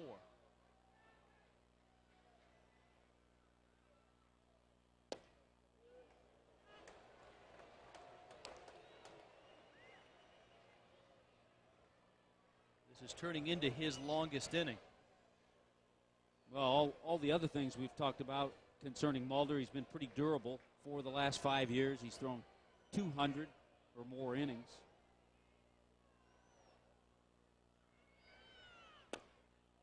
Tried to come inside. And it's 1-2.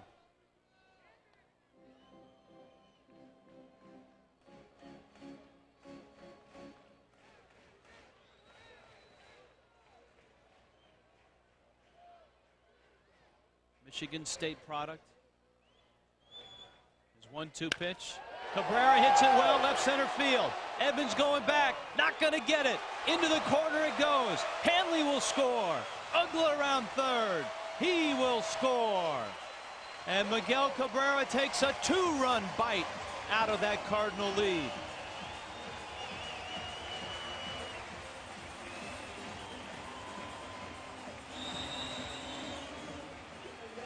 Well, he got the right pitch. Looked like it was off speed out over the plate. And in the right area, deepest part of the ballpark. And there's a changeup. It stayed out over the plate. The key is that, again, it stayed in the ballpark. Watch Jim Edmonds, a little bit of a decoy, and then he goes up right here to get it off the wall. How about that play? Off the wall to get it back in quickly. It probably prevented a triple. Willingham. Eckstein. And there's 2 down.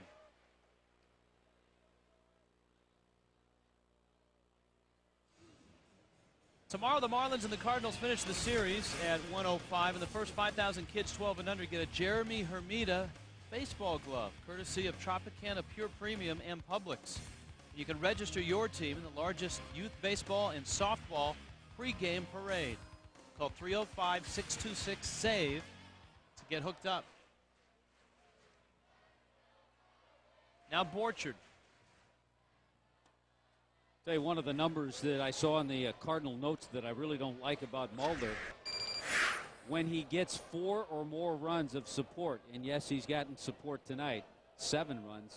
When he gets 4 or more runs, he's 79-11 in his career.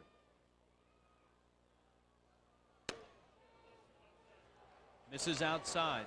Well, he certainly has been one of the most prolific pitchers in terms of winning since 2001. He was 81-42 in Oakland. Well, the winning percentage he had, the winning percentage Tim Hudson had, and has.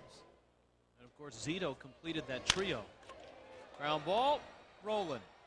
Across the diamond in time. The Marlins will have to settle for 3 on 4 hits, the biggest of which was Miguel Cabrera's.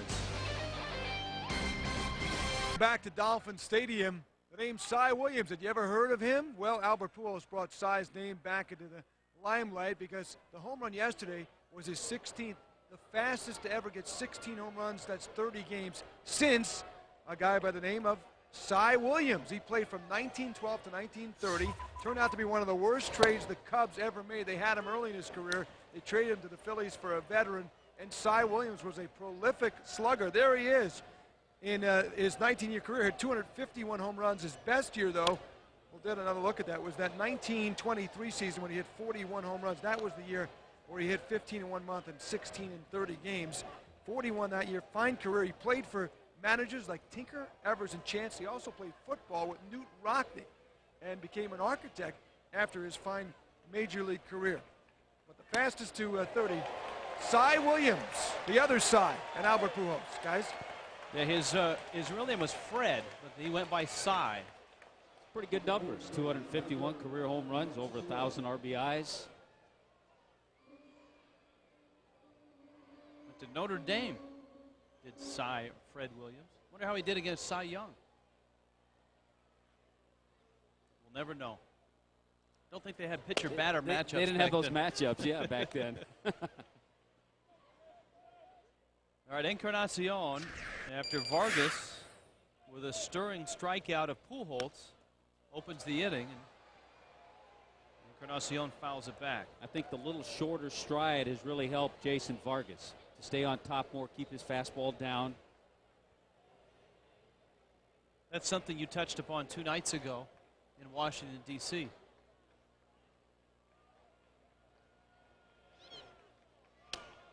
That's not something he did there. And it's all in what Rick Kranitz calls pitching downhill. And notice how Jason, compared to Dontrell and Mulder, is not on the third base side of that pitching rubber. He's more toward the first base side. Good changeup there. And so he strikes out Pujols. He Cambio. strikes out Encarnacion.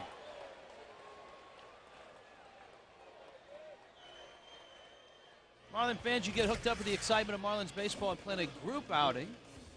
Whether you're lounging in the hot tubs at Bud Beach with Billy and the Mermaids or entertaining in a luxury suite with Craig Minervini, a Marlins game is your best option for group fun.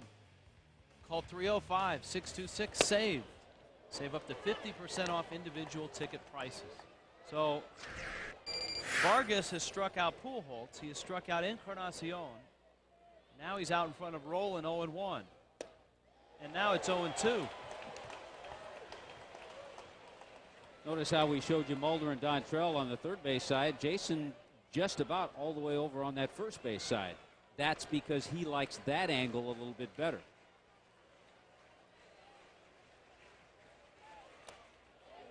Did Roland go? No, he didn't. This will be a great confidence builder if Jason has himself a few really nice outings out of that bullpen, and it'll also get Joe Girardi thinking a little bit too if any of the other starters continue to falter.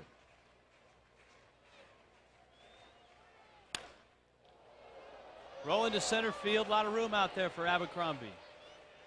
And a 1-2-3 inning for Vargas here in the 6th. Marlins down 4, 7-3. The Cardinals. Game. The Cardinals on top of the Marlins. Bottom of the 6th. Our Coors Light. 6th inning. Time to refresh your inner fan with Coors Light.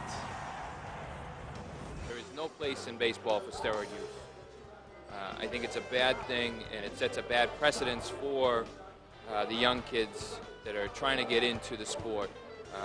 It gives them the reason to do the wrong thing. You just need to practice and be good at what you do.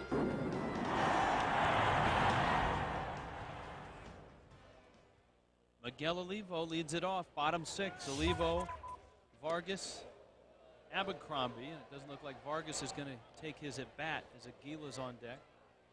Well, a nice job for Jason Vargas.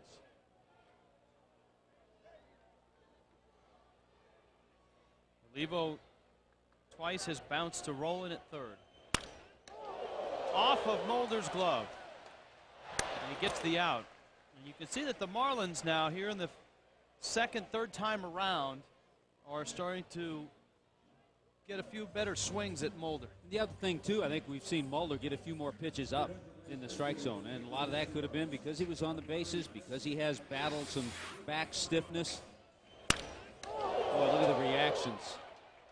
Keep in mind, it's 60 feet 6 inches, but you're even closer after you follow through. Aguila, chopper, he fell over coming out of the box, and Eckstein has plenty of time to throw him out.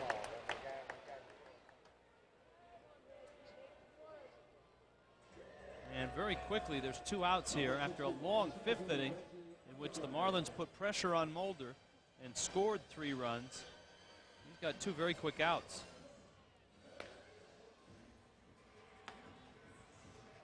Three pitches this inning for Mulder. Franklin Herman is getting loose.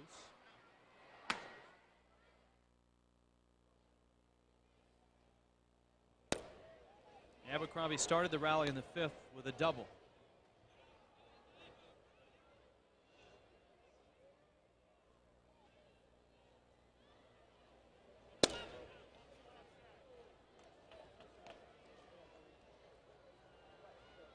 Mike Jacobs will be back at it, I'm sure, tomorrow against the right-hander, Sidney Ponson. Sidney Ponson. Sir Sidney.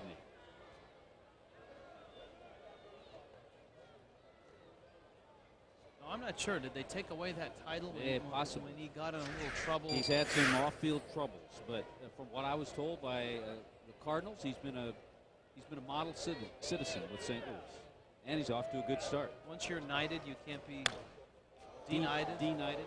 I don't know. We'll have to call Paul McCartney. Unknighted. Ponson against Olsen tomorrow. I don't know all the rules In Aruba. of night shift or in Aruba. Here's a 2-2. I know Aruba's a beautiful place. That's what they say. That's where Ponson is from.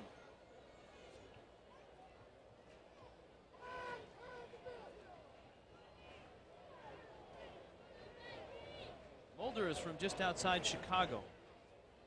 He went up to Michigan State for college. Rowland just gets Abercrombie. And the Marlins go in order here in the 6th, headed to the 7th at Dolphin Stadium. St. Louis, 7-3. Game top of the 7th inning. The Marlins dip into their bullpen one more time. Vargas came in and pitched well in relief of Dontrelle Willis, and now Franklin Herman in the 7th gets Edmonds, Taguchi, and Molina. Well, it was the other night in that 3-hour and 54-minute game that Herman last appeared. Had some control problems. When he throws strikes, he is tough because he has such good stuff. The fastball's in the mid-90s and splitter that he uses.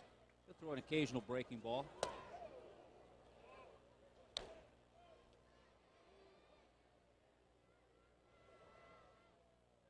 Edmonds is doubled, singled, and has a sacrifice fly.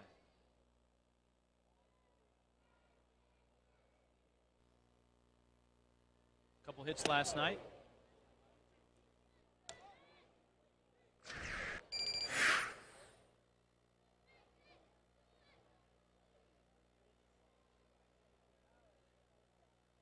We've seen him bang out a couple of hits. Yet his average is still down in the 230s. Well, you figure a guy like Edmonds, who's in his 13th, 14th year as a big leaguer, he's a lifetime 291 hitter, that eventually it's going to get back in that range.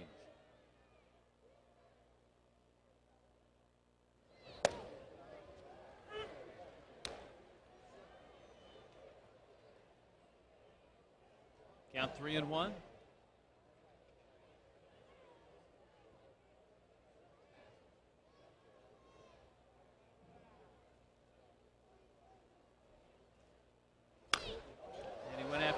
Fastball and fouls it back.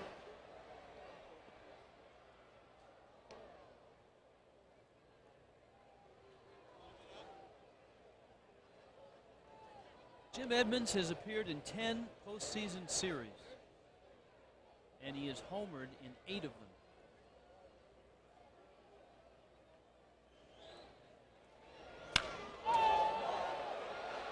That one is hit deep. And just foul. That time the splitter was a hanging splitter. And you could see how Edmonds reacts, especially when he gets 2 strikes. Most of the time he's going to hit the fastball the opposite way and he's going to pull something off speed.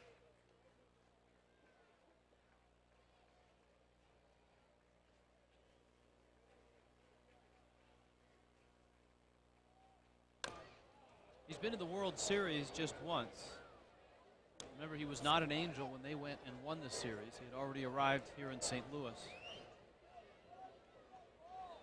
Cardinals in the series 2 years ago. And it was 4 and out against the Red Sox.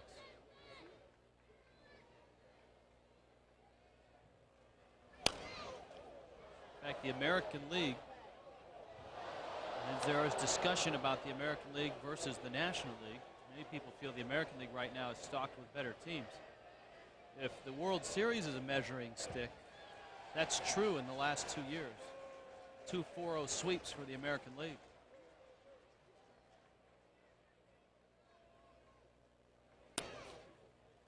And Herman misses low and inside. We check in with Craig Minervini. Craig? Thanks, Rich. Here's what's being heard around the water cooler, brought to you by our friends at Gatorade. Jeremy Hermida right now, just unfortunately continued soreness in that hip. He's been struggling with it. He did play in that single-A game in Jupiter on Monday, but batted a couple of times, could not run 100%. He's not run since then. Joe Girardi did throw out the thought of maybe having him for next weekend in Pittsburgh, but that might be pushing it because they do want to get him at least a couple of rehab games. And again, right now, while he can throw and hit a little bit, he cannot run really more than 70, 80%. Rich? So Taguchi popped up the bunt. Herman picks it up and throws Taguchi out. Edmonds was just arriving at second base. Marlins had an opportunity there when Taguchi popped it up. The only way this ball is caught is if somebody dives, and I don't know if he either wanted to make that choice.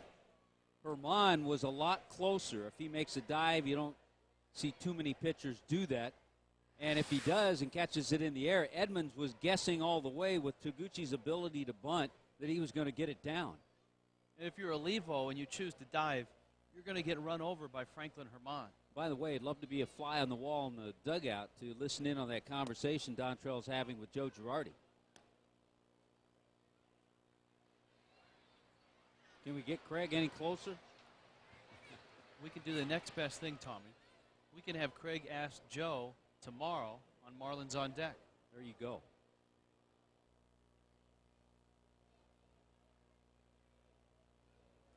I mean, Craig's not just about Billy the Marlin and piñatas, although last night's that whole Cinco de Mayo thing with Billy the Marlin was great. Well, 7-run innings will tend to do that to you, too. Yep.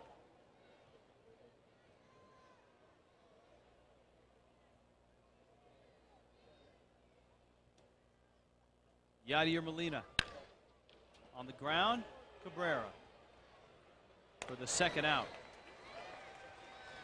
That's really good stuff, though, with Dontrell sitting there next to Joe. A lot of pitchers would be, back in either icing or, half into their street clothes and ready to go. And oh, especially after an embarrassing performance.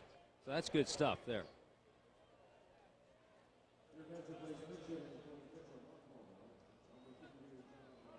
Well, I think what Joe Girardi said, there's some truth to it as we see Rodriguez come to the plate and pinch hit for Mulder. Girardi said this team will be measured on how it plays in August and September. And do these kids and does this team get better from the experience they're going to have to start this 2006 season? And one way, as I've been on both ends, to really get yourself excited and up for games in August and September is to realize the kind of damage that you can do to teams that are in contention. The wild card teams, the teams that expect to win a division. You can have some fun and really do some damage.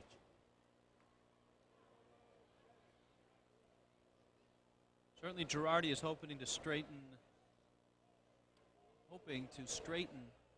Willis out before then.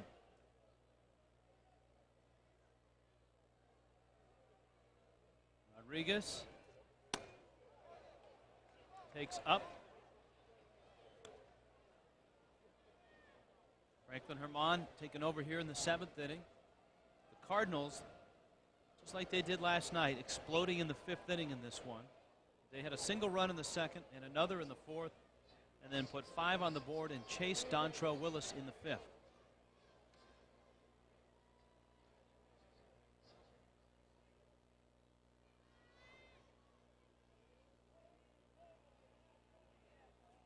Here's the 2-0.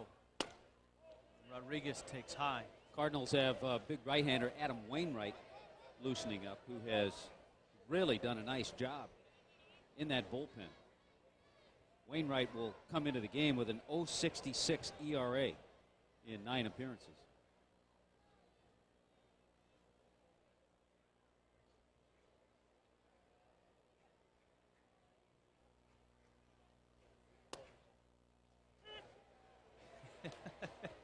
That was a reluctant strike from both Rodriguez and Nelson. It almost looked like Rodriguez knew it was a ball, but didn't want to go to first because he still wanted to hit. But kind of flicked his bat. Looked like he was going to flick his bat away. And then Jeff Nelson said, "Okay, I'll make it a strike."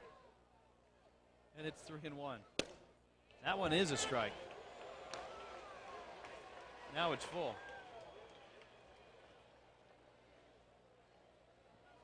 Rodriguez looked great at the plate last night. His first 3 times up. Had a couple hits, hit a hard out. There's Eckstein.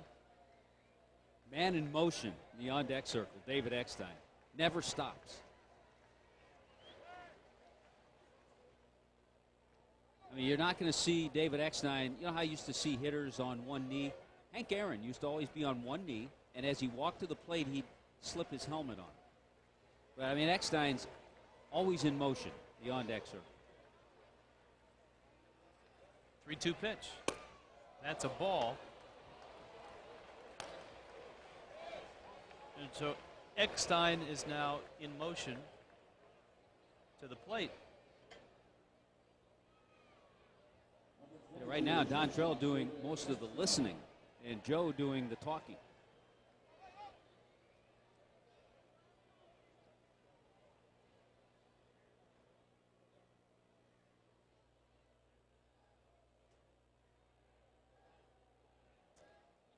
Levo's on his way out to the mound to talk to Franklin Herman. Eckstein has a pair of hits. And that conversation between Girardi and Dontrell Willis is now in its about 10th, 11th, 12th minute.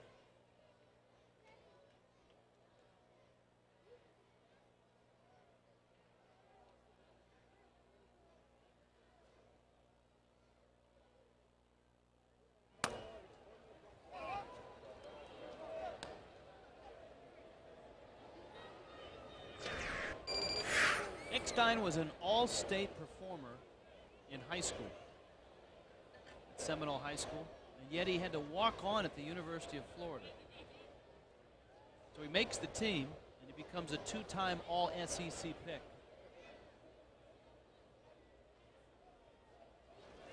And then did nothing but, in the minor leagues when he came up with the Boston organization, did nothing but hit close to 300 every year. And Boston had no idea what to do with him, because he kept rising up the system, and the Red Sox didn't really have any plans for him.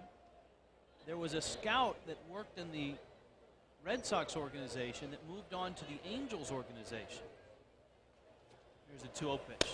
It's inside.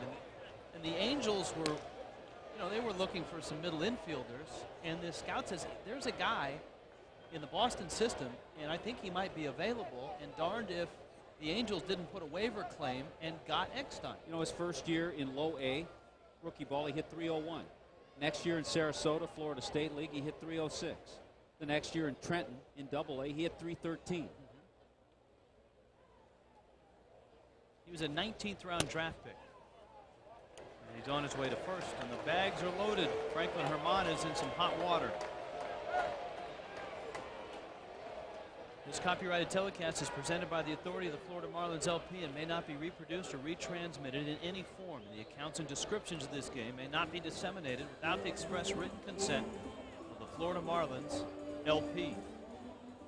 Every year in the minor leagues for David Eckstein, he walked more than he struck out. Had on-base percentages of over 400 his first 3 years. Lots and lots of hard work. And I said it again. I said it last night. I'll say it again. If ever there was a player built for a city, it's Eckstein for St. Louis, because that is a city. It's a blue collar. They appreciate hard work. They appreciate baseball, and Eckstein is both of those things.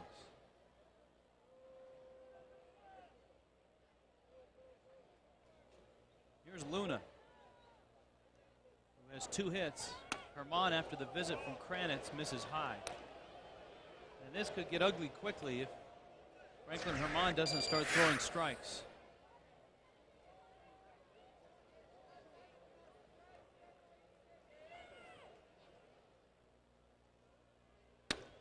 That's up as well. Edmonds walked after a sacrifice bunt. Rodriguez, a pinch hitter, walked.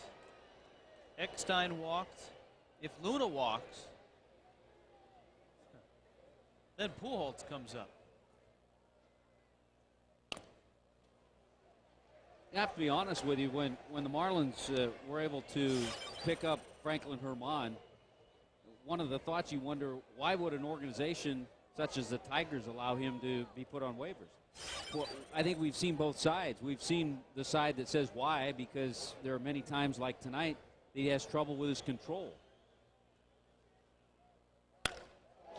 Center field, Abercrombie got turned around, and he gets there and makes the catch.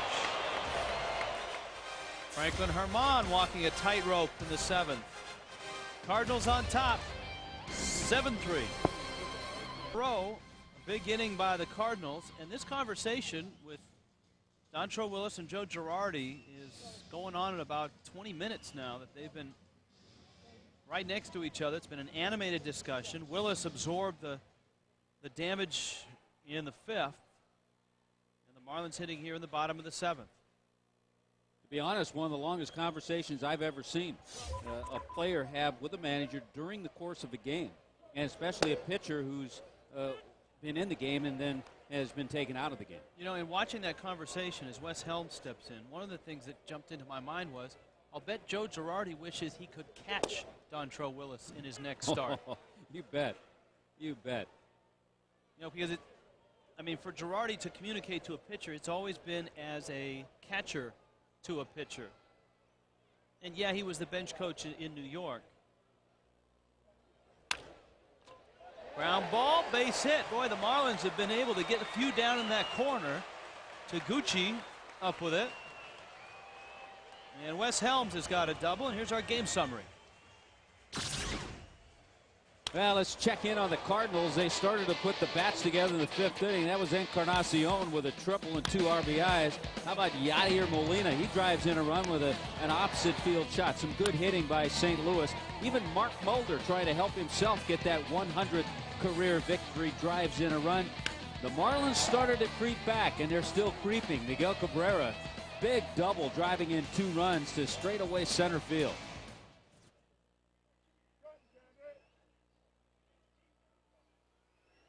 And it's Adam Wainwright working on Hanley Ramirez.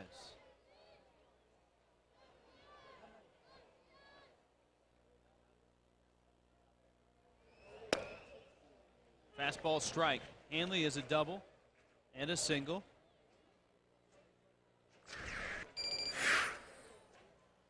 We showed you those numbers on Wainwright. A hard thrower, is a good curveball to go along with that fastball.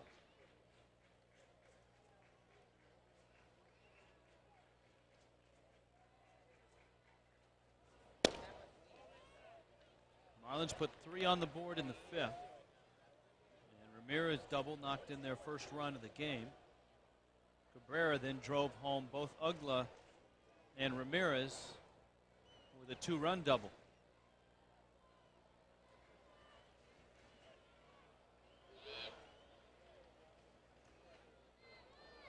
It's 1-1.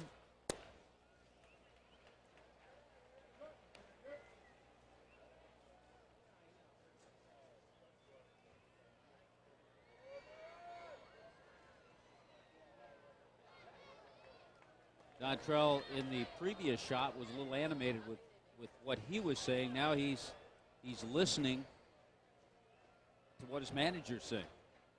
And a manager with tons of experience as a catcher behind the plate. Hanley with a big swing. Edmonds out there. Helms will hold at second. And there's an out here in the 7th inning. Ugla's coming up. Coming up for us tomorrow, final game of this 3-game set, Cardinals and Marlins, 1 o'clock. We're over on FSN Florida tomorrow afternoon. Craig starts it at 12:30 with Marlins on deck. You always have the best seat in the house. On the television home of the Marlins, FSN Florida and Sun Sports.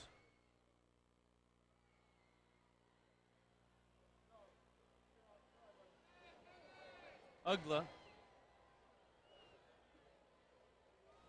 has hit the ball hard all 3 times, but with 1 hit to show for it. I thought about this for a week or so, and I always hate to make comparisons because then you think of the entire player, and certainly Dan Uggla, not at the caliber yet of this guy, certainly not defensively, but when he takes those aggressive hacks, I'll tell you who I think about, and the guy was a second baseman too.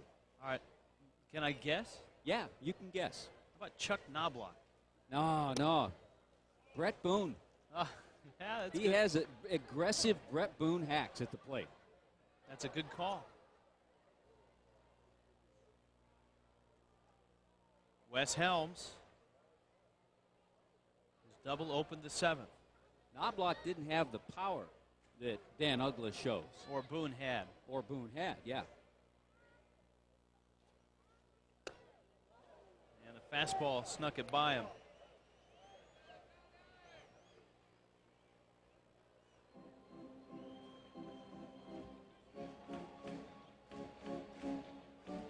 We saw Mulder work on the opposite side of the rubber than the right-hander, Wainwright.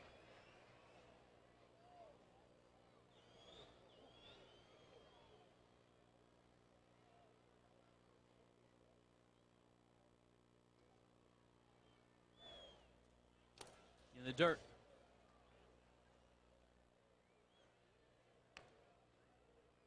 Nationals and Pirates are now tied at 4. That score in the 5th. Phillies 3-0 over the Giants. That's in the 5th. Chase Utley's hit his 7th. Rockies lead Houston 2-0. They're only in the 2nd.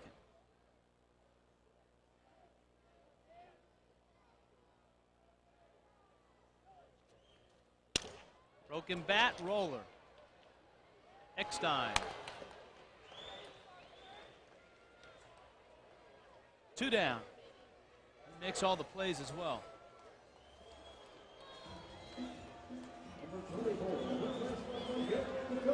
Eckstein does not have a strong arm. He does not have a quick release, but somehow he manages to get it over there in time just ahead of the runner.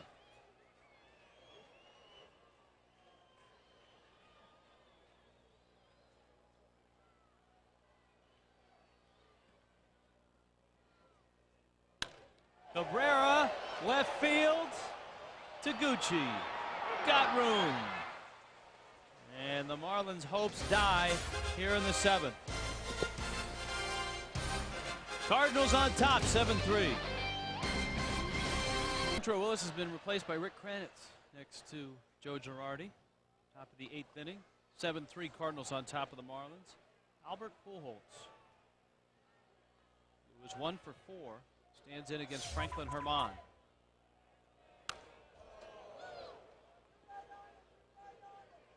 Pujols tonight has had a rather quiet night for someone who's hit 16 homers in 30 games.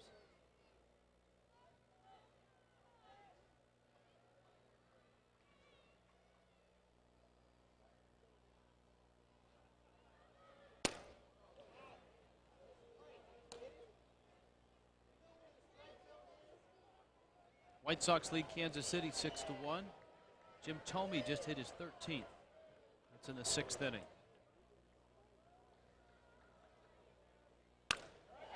Alberts. Foul.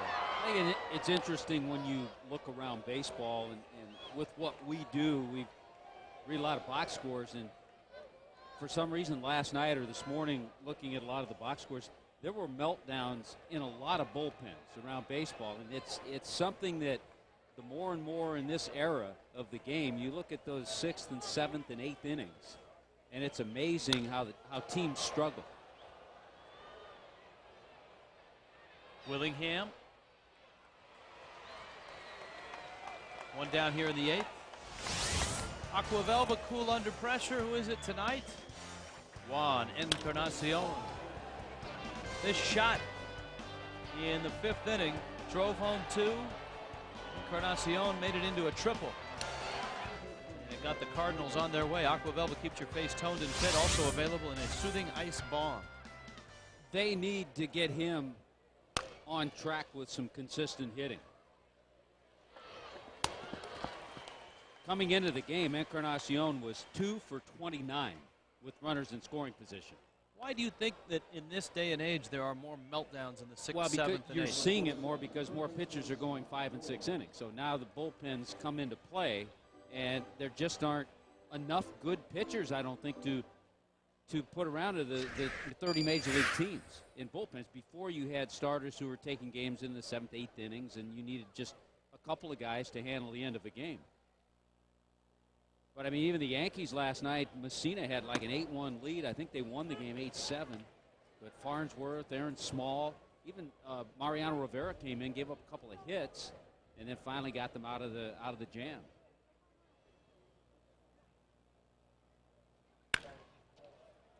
A smash that Cabrera got a glove on.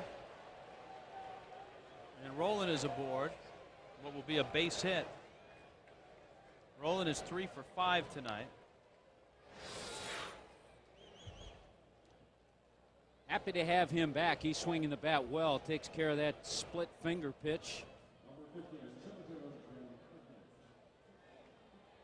Remember, Rolen had a pretty bad viral infection, a virus, and he was out for about a week.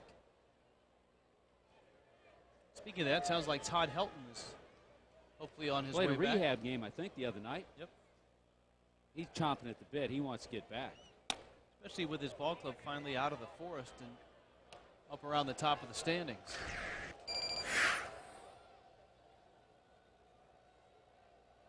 Tied with Arizona. How about those two teams? Tied in the National League West. Diamondbacks and the Rockies. Tied for first place. Inside corner. Arizona's got Cincinnati tonight. Arizona's won 6 in a row.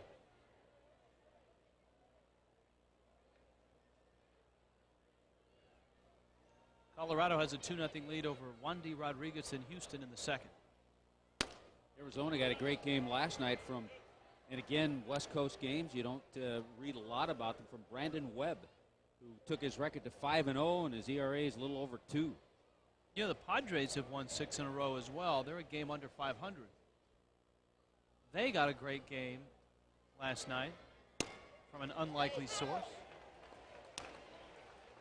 Chan Ho Park. You got it.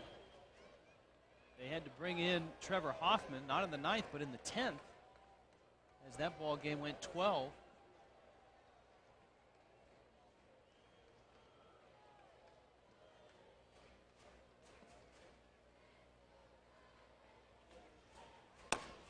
Edmonds takes high. It's a full count, 3-2. Dodgers are throwing Brad Penny tonight. They get Milwaukee. Dodgers won last night.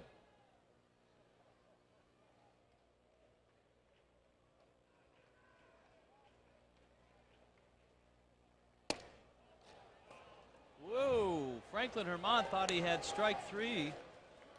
And it's one thing to step towards the dugout. It's another thing to flat out sprint towards the dugout. Watch this.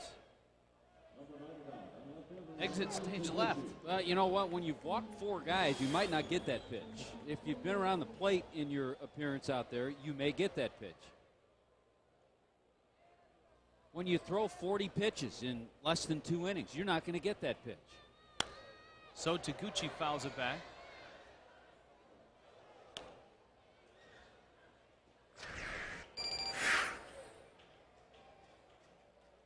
Taguchi had an opportunity to go back and play in Japan and make more money than he's making right now with the Cardinals. He had played there for 10 years before coming over here. And, of course, appearing in the World Series and in the postseason. Obviously, he's not as big as Godzilla or Ichiro, but he's become fairly popular over in Japan. They offered him more money to come back.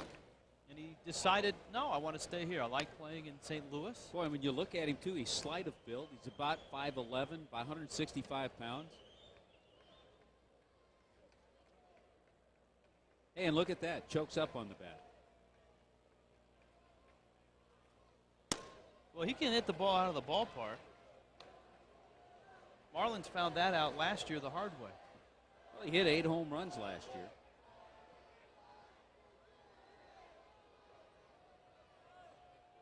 I think he hit a big one off Ron Ballone. Here's the 2-2. Foul back. Well, Jack probably feels a lot more comfortable. He can sit and have a little ice cream, not have to worry about talking with Dontrell or one of his pitchers, and not have to worry about a relief pitcher coming in and walking 4 guys. Talked to Jack a little bit last night. He's in town. He's going to watch a little bit of the Marlins, and he's going to, I think, go up and watch Jupiter. So Taguchi pulls that ball. That swing right there, in talking to Tony La Russa tonight about Taguchi, is the swing he didn't have when he came over from Japan. La Russa said when he came over, he was slapping everything to the right side. And we kind of told him, look, if you're going to play here and be successful, you have to be able to spin on a ball. And that's when he went down in the minor leagues and worked with Gene Tennis and Tommy Gregg, and then back up to the major league level with Mitchell Page.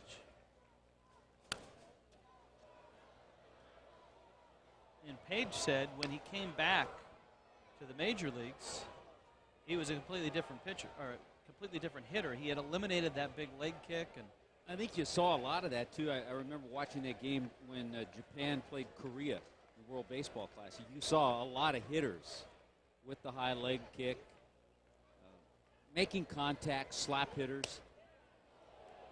It's inside, and the count is full. Someone asked Taguchi, what's the difference between pitchers here in the big leagues and in the Japanese big leagues? And he said, here you're challenged more. In Japan, there's guys that throw more pitches off the plate.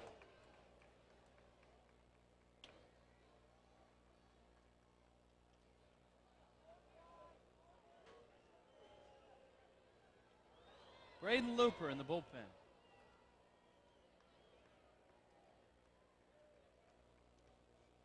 Full count, 2 outs. So Taguchi with the runners on the move. And he pops it up. Hanley's out. Abercrombie's in. And the inning is over. To the bottom of the 8th we go. The Cardinals still on top. It's 7-3. St. Louis. Back here to Dolphin Stadium as we go to the bottom of the 8th. I want to tell you we'll see you for Marlins on Deck tomorrow at 12:30. We'll have some reaction. We'll look at this ball game. We'll talk with Joe Girardi. We'll ask him about his conversation with Dontrell Willis. We go around the horn. We're also going to have David Sampson with us, the Marlins president. We'll talk about a very frustrating night. What looked good late for the Marlins in Tallahassee last night, and the latest on the Hialeah talks. That's on Meet the Press tomorrow with Tim Russert here at 12:30. Rich? Boy, Craig pulling out all the stops, bringing in Tim Russert, huh? I think we will have George Will live by satellite for that as well. Yeah, it was a frustrating night last night. The bill that would have helped the Marlins never got to the floor, never got to a vote. Once they closed the door, it's shut, at least for another year before that vote is on. But we'll find out what the latest is tomorrow on Marlins on Deck.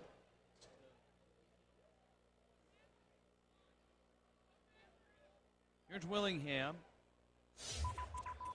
And Looper misses with a fastball high.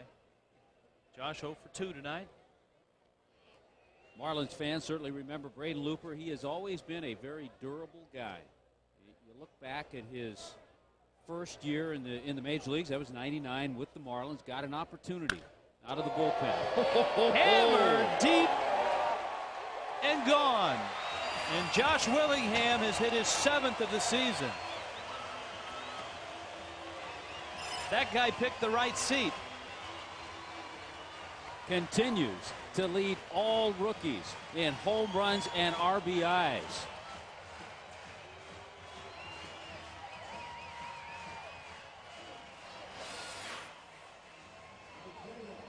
Fastball, here it is. No sink to it, flattened out. It was about belt high, and Josh Willingham knows what to do with that pitch. How about the guy who picked that seat and made that catch? I mean, he had Willingham played perfectly. Seat 16. If he'd have been over in seat 18 or 13, Tommy, there's no way he could have gotten to the ball. Well, he was checking in with Perry Hill to see exactly where to position himself with the hammer stepping in. Perry down at first base. Joe Borchard at the plate. Olivo's on deck. Here's another look. Not only to sit in the right seat, but to bring a glove to the ballpark.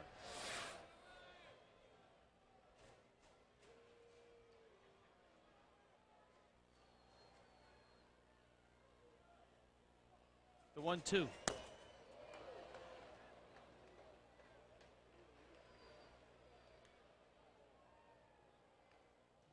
Our Chevy in-game box score brought to you by Chevy.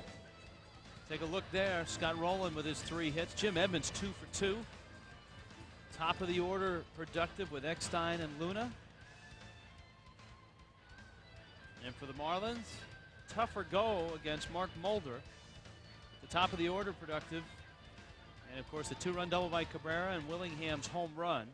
Here's Olivo.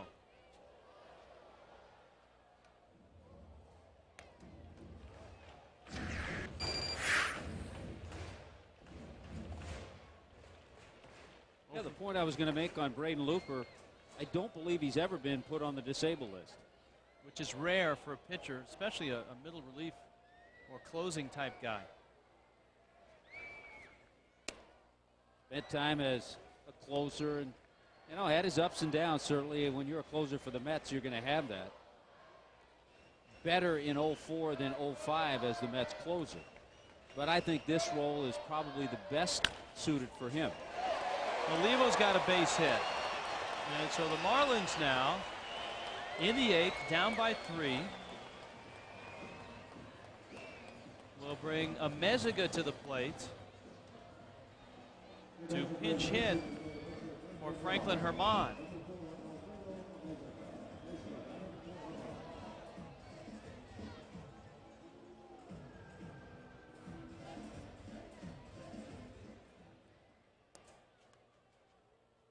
With Abercrombie and Helms after a Meziga.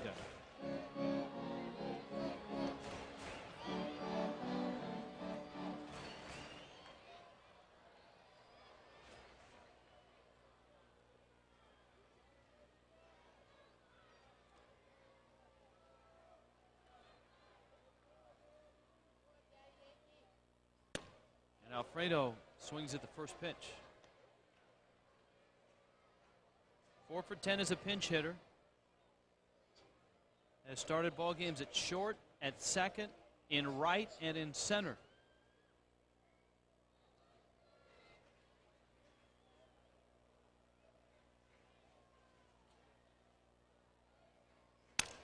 Broken bat off of Looper.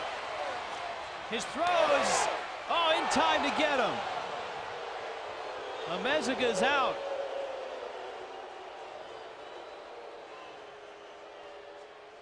Not by much.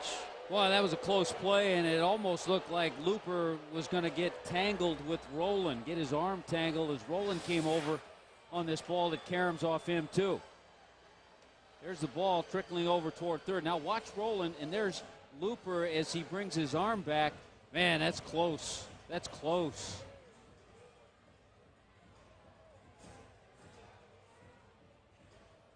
Beat it. He did.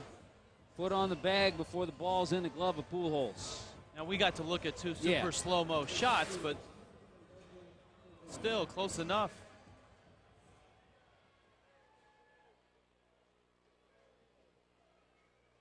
Well, the Cardinals have had a couple calls like that go their way tonight, Tommy. Remember that phantom double play at second. Here's Abercrombie.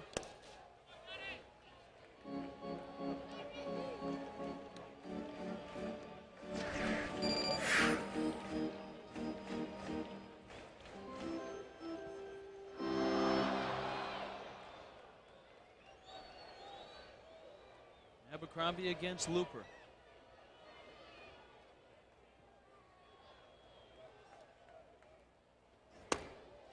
Fastball is high. What makes Looper's durability even more impressive is the number of times that he's been used. I mean, just about every year in the big leagues he's been over 70 appearances, except last year when he was used 60 times. And that was mainly because he was closing games as opposed to a middle reliever. By the way, the home run that Willingham hit off Looper, first one Looper's allowed this year. Not the case for Isringhausen. He has had his struggles. He's given up 3 long balls. And look at the earned run average.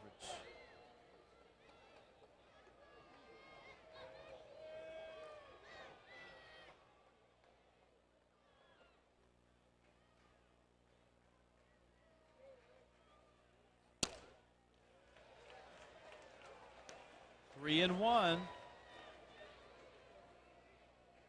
Abercrombie trying to get on and bring Helms, the tying run, to the plate.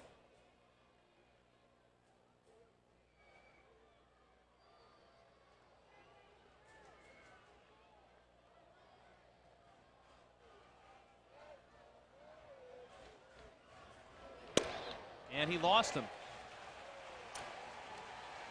Abercrombie walks. And here comes Helms.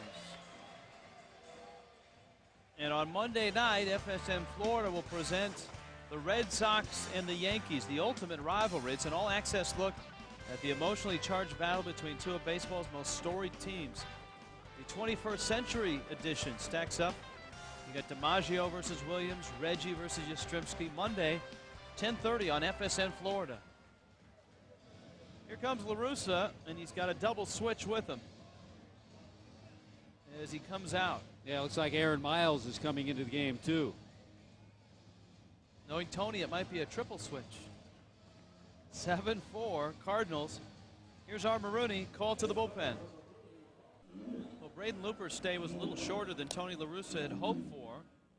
He comes in the 8th. He gives up the home run to Willingham. Gets a couple outs, but a single by Olivo, and then the walk to Abercrombie means double switch time. Miles comes in. And Luna moves from second base out to left field. So that means Isringhausen is hitting in the 7th spot in Sotaguchi's position in the order. Well, one of the reasons that Tony La Russa feels comfortable making this move, it's been a while for Isringhausen. His last appearance was last Saturday against Washington. So he hasn't been out there in a while. So he's going to stretch him out here and make him get more than just 3 outs. He's going to have to get 4 to close the game. Last year, 39 saves. He closed a lot of them. 6 straight years he's had 20 or more saves, but he has had early struggles, and we mentioned the long ball. He's given up 3 home runs this year.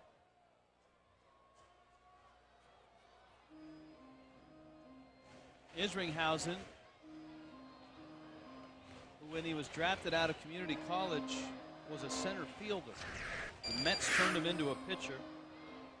Of course, he had a few seasons in Oakland before arriving in St. Louis after starting his career with the Mets.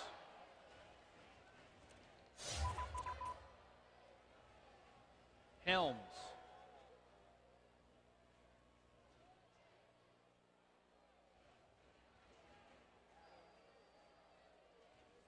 He is the tying run here in the 8th. Wes Helms has faced Jason Isringhausen 4 times and is 0 for 4. Olivo, Abercrombie,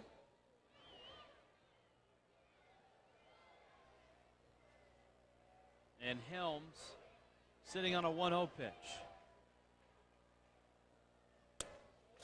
And Isringhausen hasn't found the plate yet. Well, you can see a lot of movement with his fastball, but well out of the strike zone with that pitch.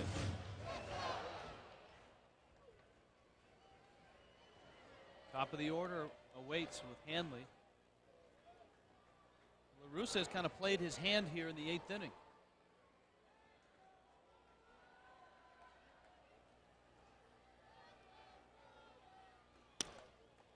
And it's 3-0. And the veteran Isringhausen, 33 years of age,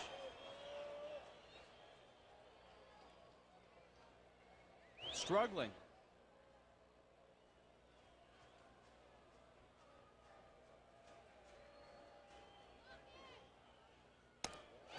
Really struggling. Now they're loaded. And now here comes Hanley Ramirez. Yeah, Isringhausen already a couple of blown saves this year.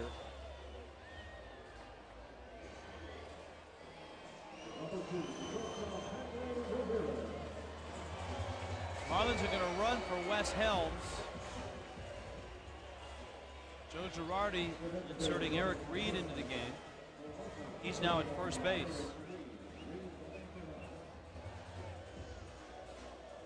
In case Hanley puts one in the gaps, Joe wants some speed at first. He is the tying run.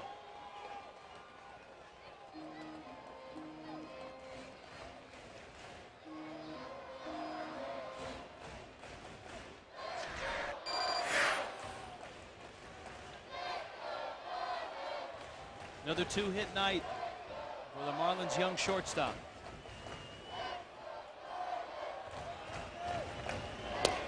Isringhausen is all over the place. Last night, the Marlins will take this. Well, 3 triples on the air. That was number 3 as he sent it directly over the head of Jim Edmonds. That came in that 8th inning, and Hanley came in to score on a ground ball out. Isringhausen hasn't thrown a strike yet. There it is at the knees. And good patience. Yeah, I mean, you have to take one when a pitcher's struggling the way he is. Didn't throw a strike to Helms and then started Hanley out with ball 1. You have to take a pitch. Now he's ready to go, and he's also, that's good because he's seen him. He's a little idea of that fastball. The 1-1. Fouled back. That one had a little cut on it. Olivo, Abercrombie, and Reed.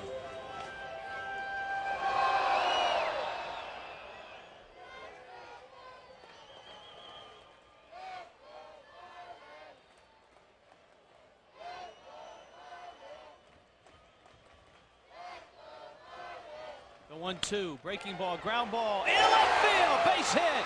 Olivo scores. Abercrombie scores. It's a 1-run game. Hanley's 3rd hit.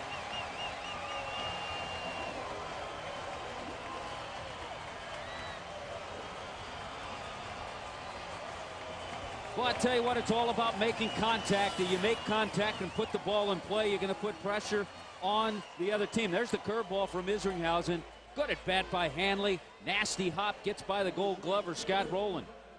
Should be a base hit. We'll wait for the ruling.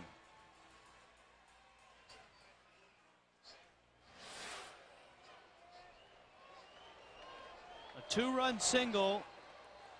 The cards are on the table. I mean, La Russa's got his closer in here in the 8th. And the Marlins have touched him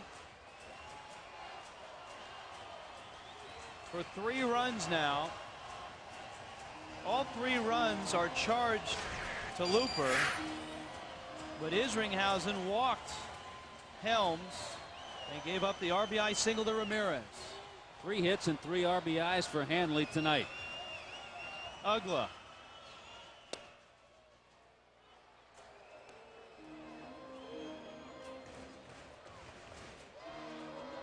Looper started the inning. Reed pinch running for Helms. Hanley's over at first.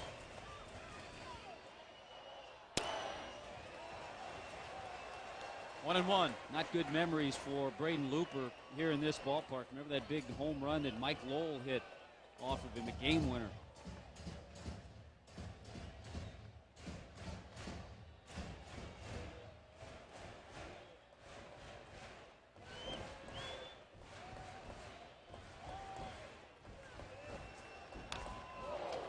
Fouled the curveball off. He got a hanger, but it almost stayed too far inside. Joe Girardi's ball club fell behind 7-0. Dontrelle Willis was knocked out of the game. Got 3 back in the 6th. 3 more back here in the 8th.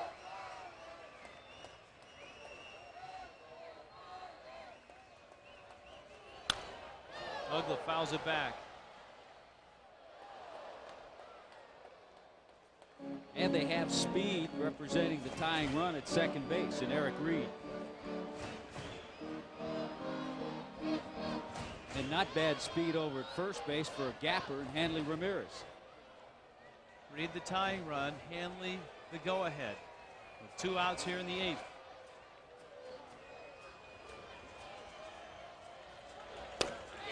Called strike 3. Ugla is rung up. And the Marlins will have to settle for 3 runs. 2 big hits. The Willingham home run started it.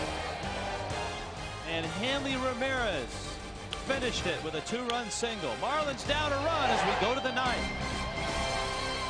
Home run and Hanley Ramirez 2-run single have brought the Marlins within a run and into the 9th. Matt Hergis tries to keep it right there. Well, we've seen Alfredo Amezaga take ground balls and work with Perry Hill at first base, but he's never played in a major league game at first base. Well, he never played in center field before, and he did that this Yeah, year that's as true well. too.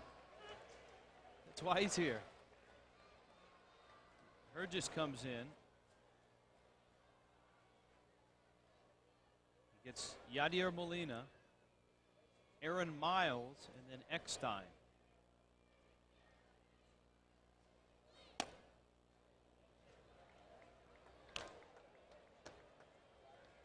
Two balls and a strike.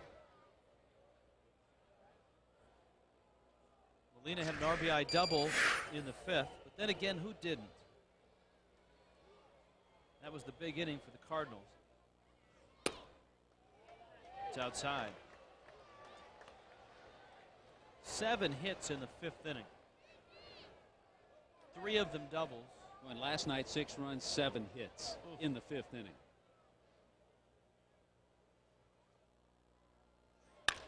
Back to the mound. Hergis has an out. Remember, that's a Amezaga over there, not Jacobs. Get the sights down a little bit. I remember talking to Perry in the spring when he was working with Alfredo, and we got talking about first basemen and guys that he had worked with that had played multiple positions, and he said Mike Mordecai was probably the team's best first baseman the last couple of years defensively, but because of size he just wasn't over there a lot, and he didn't have to play there, but worked there often. Best because of his footwork? Just the way he received the ball and the way he moved around the bag. Miles at the plate.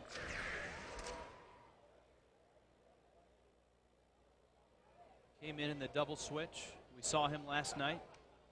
Former Rocky. Pops it foul out of play. Our post-game show coming up right after this from Dolphin Stadium. Craig Minervini will be down below. As the Marlins try to come all the way back. Down 7 runs.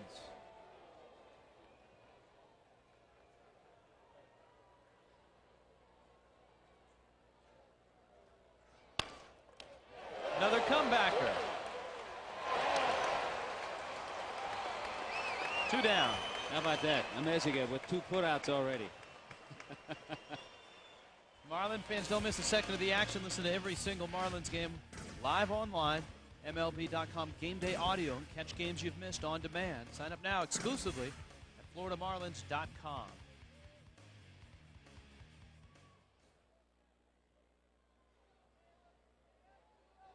Here tonight, the Marlins and the Cardinals in the 9th. Eckstein. Left field. Willingham. And the Marlins come to bat now in the bottom of the 9th. Down a run. Miguel Cabrera leads it off when we get back.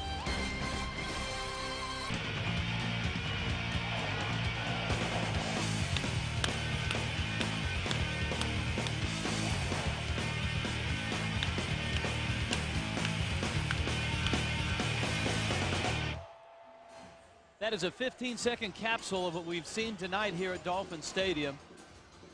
With Craig Minervini, Tommy Hutton, Rich Waltz with you. The St. Louis Cardinals came out and jumped on this young Marlin ball club. A 7-0 lead. You can see 3 runs in the 5th, 3 more in the 8th. Isringhausen was in for the bottom of the 8th. The Marlins touched him with that 2-run single by Ramirez, and he opens the 9th against Cabrera, Willingham, and Borchard.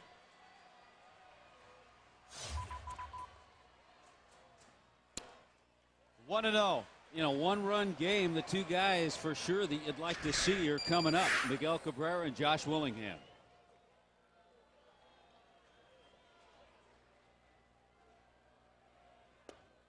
A strike.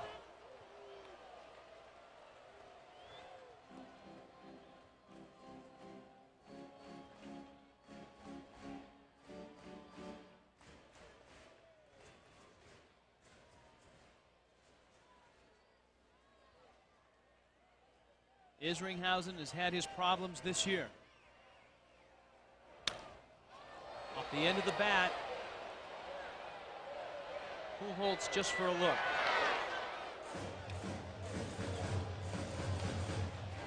That one almost hit Minervini.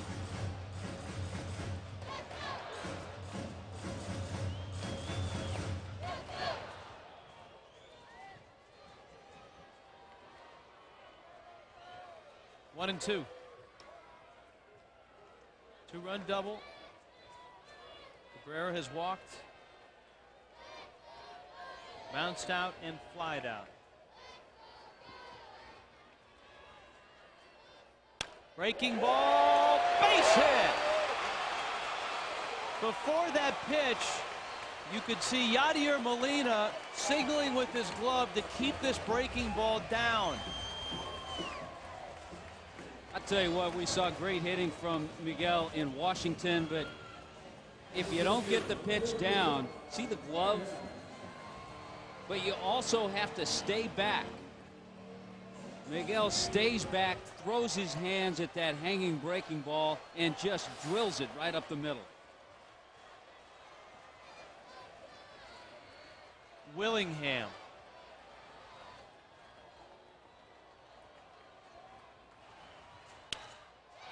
Center field. Edmonds coming in, and he's there.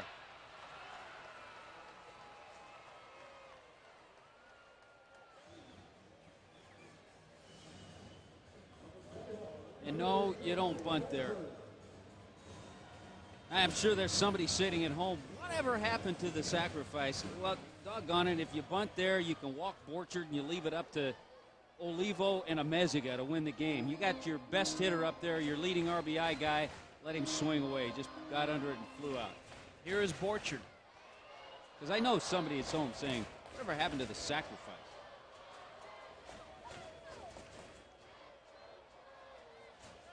Time is called. You mentioned the home run by Mike Lowell off of Braden Looper in 2004. It was May 24th. That's the last walk-off home run the Marlins have hit. Wow.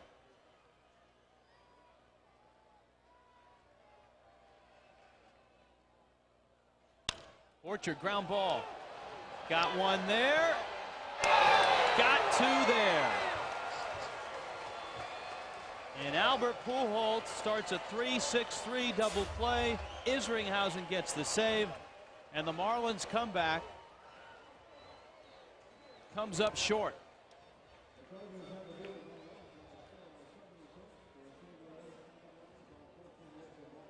And the Cardinals, winners last night, as they breezed to a 7-2 win. Tonight, the Marlins down 7. Got 6, but came up a run short. The Cardinals take the first 2 games of this 2-game series. Cardinals, Marlins tomorrow. We start at 12:30. Up next, the postgame show.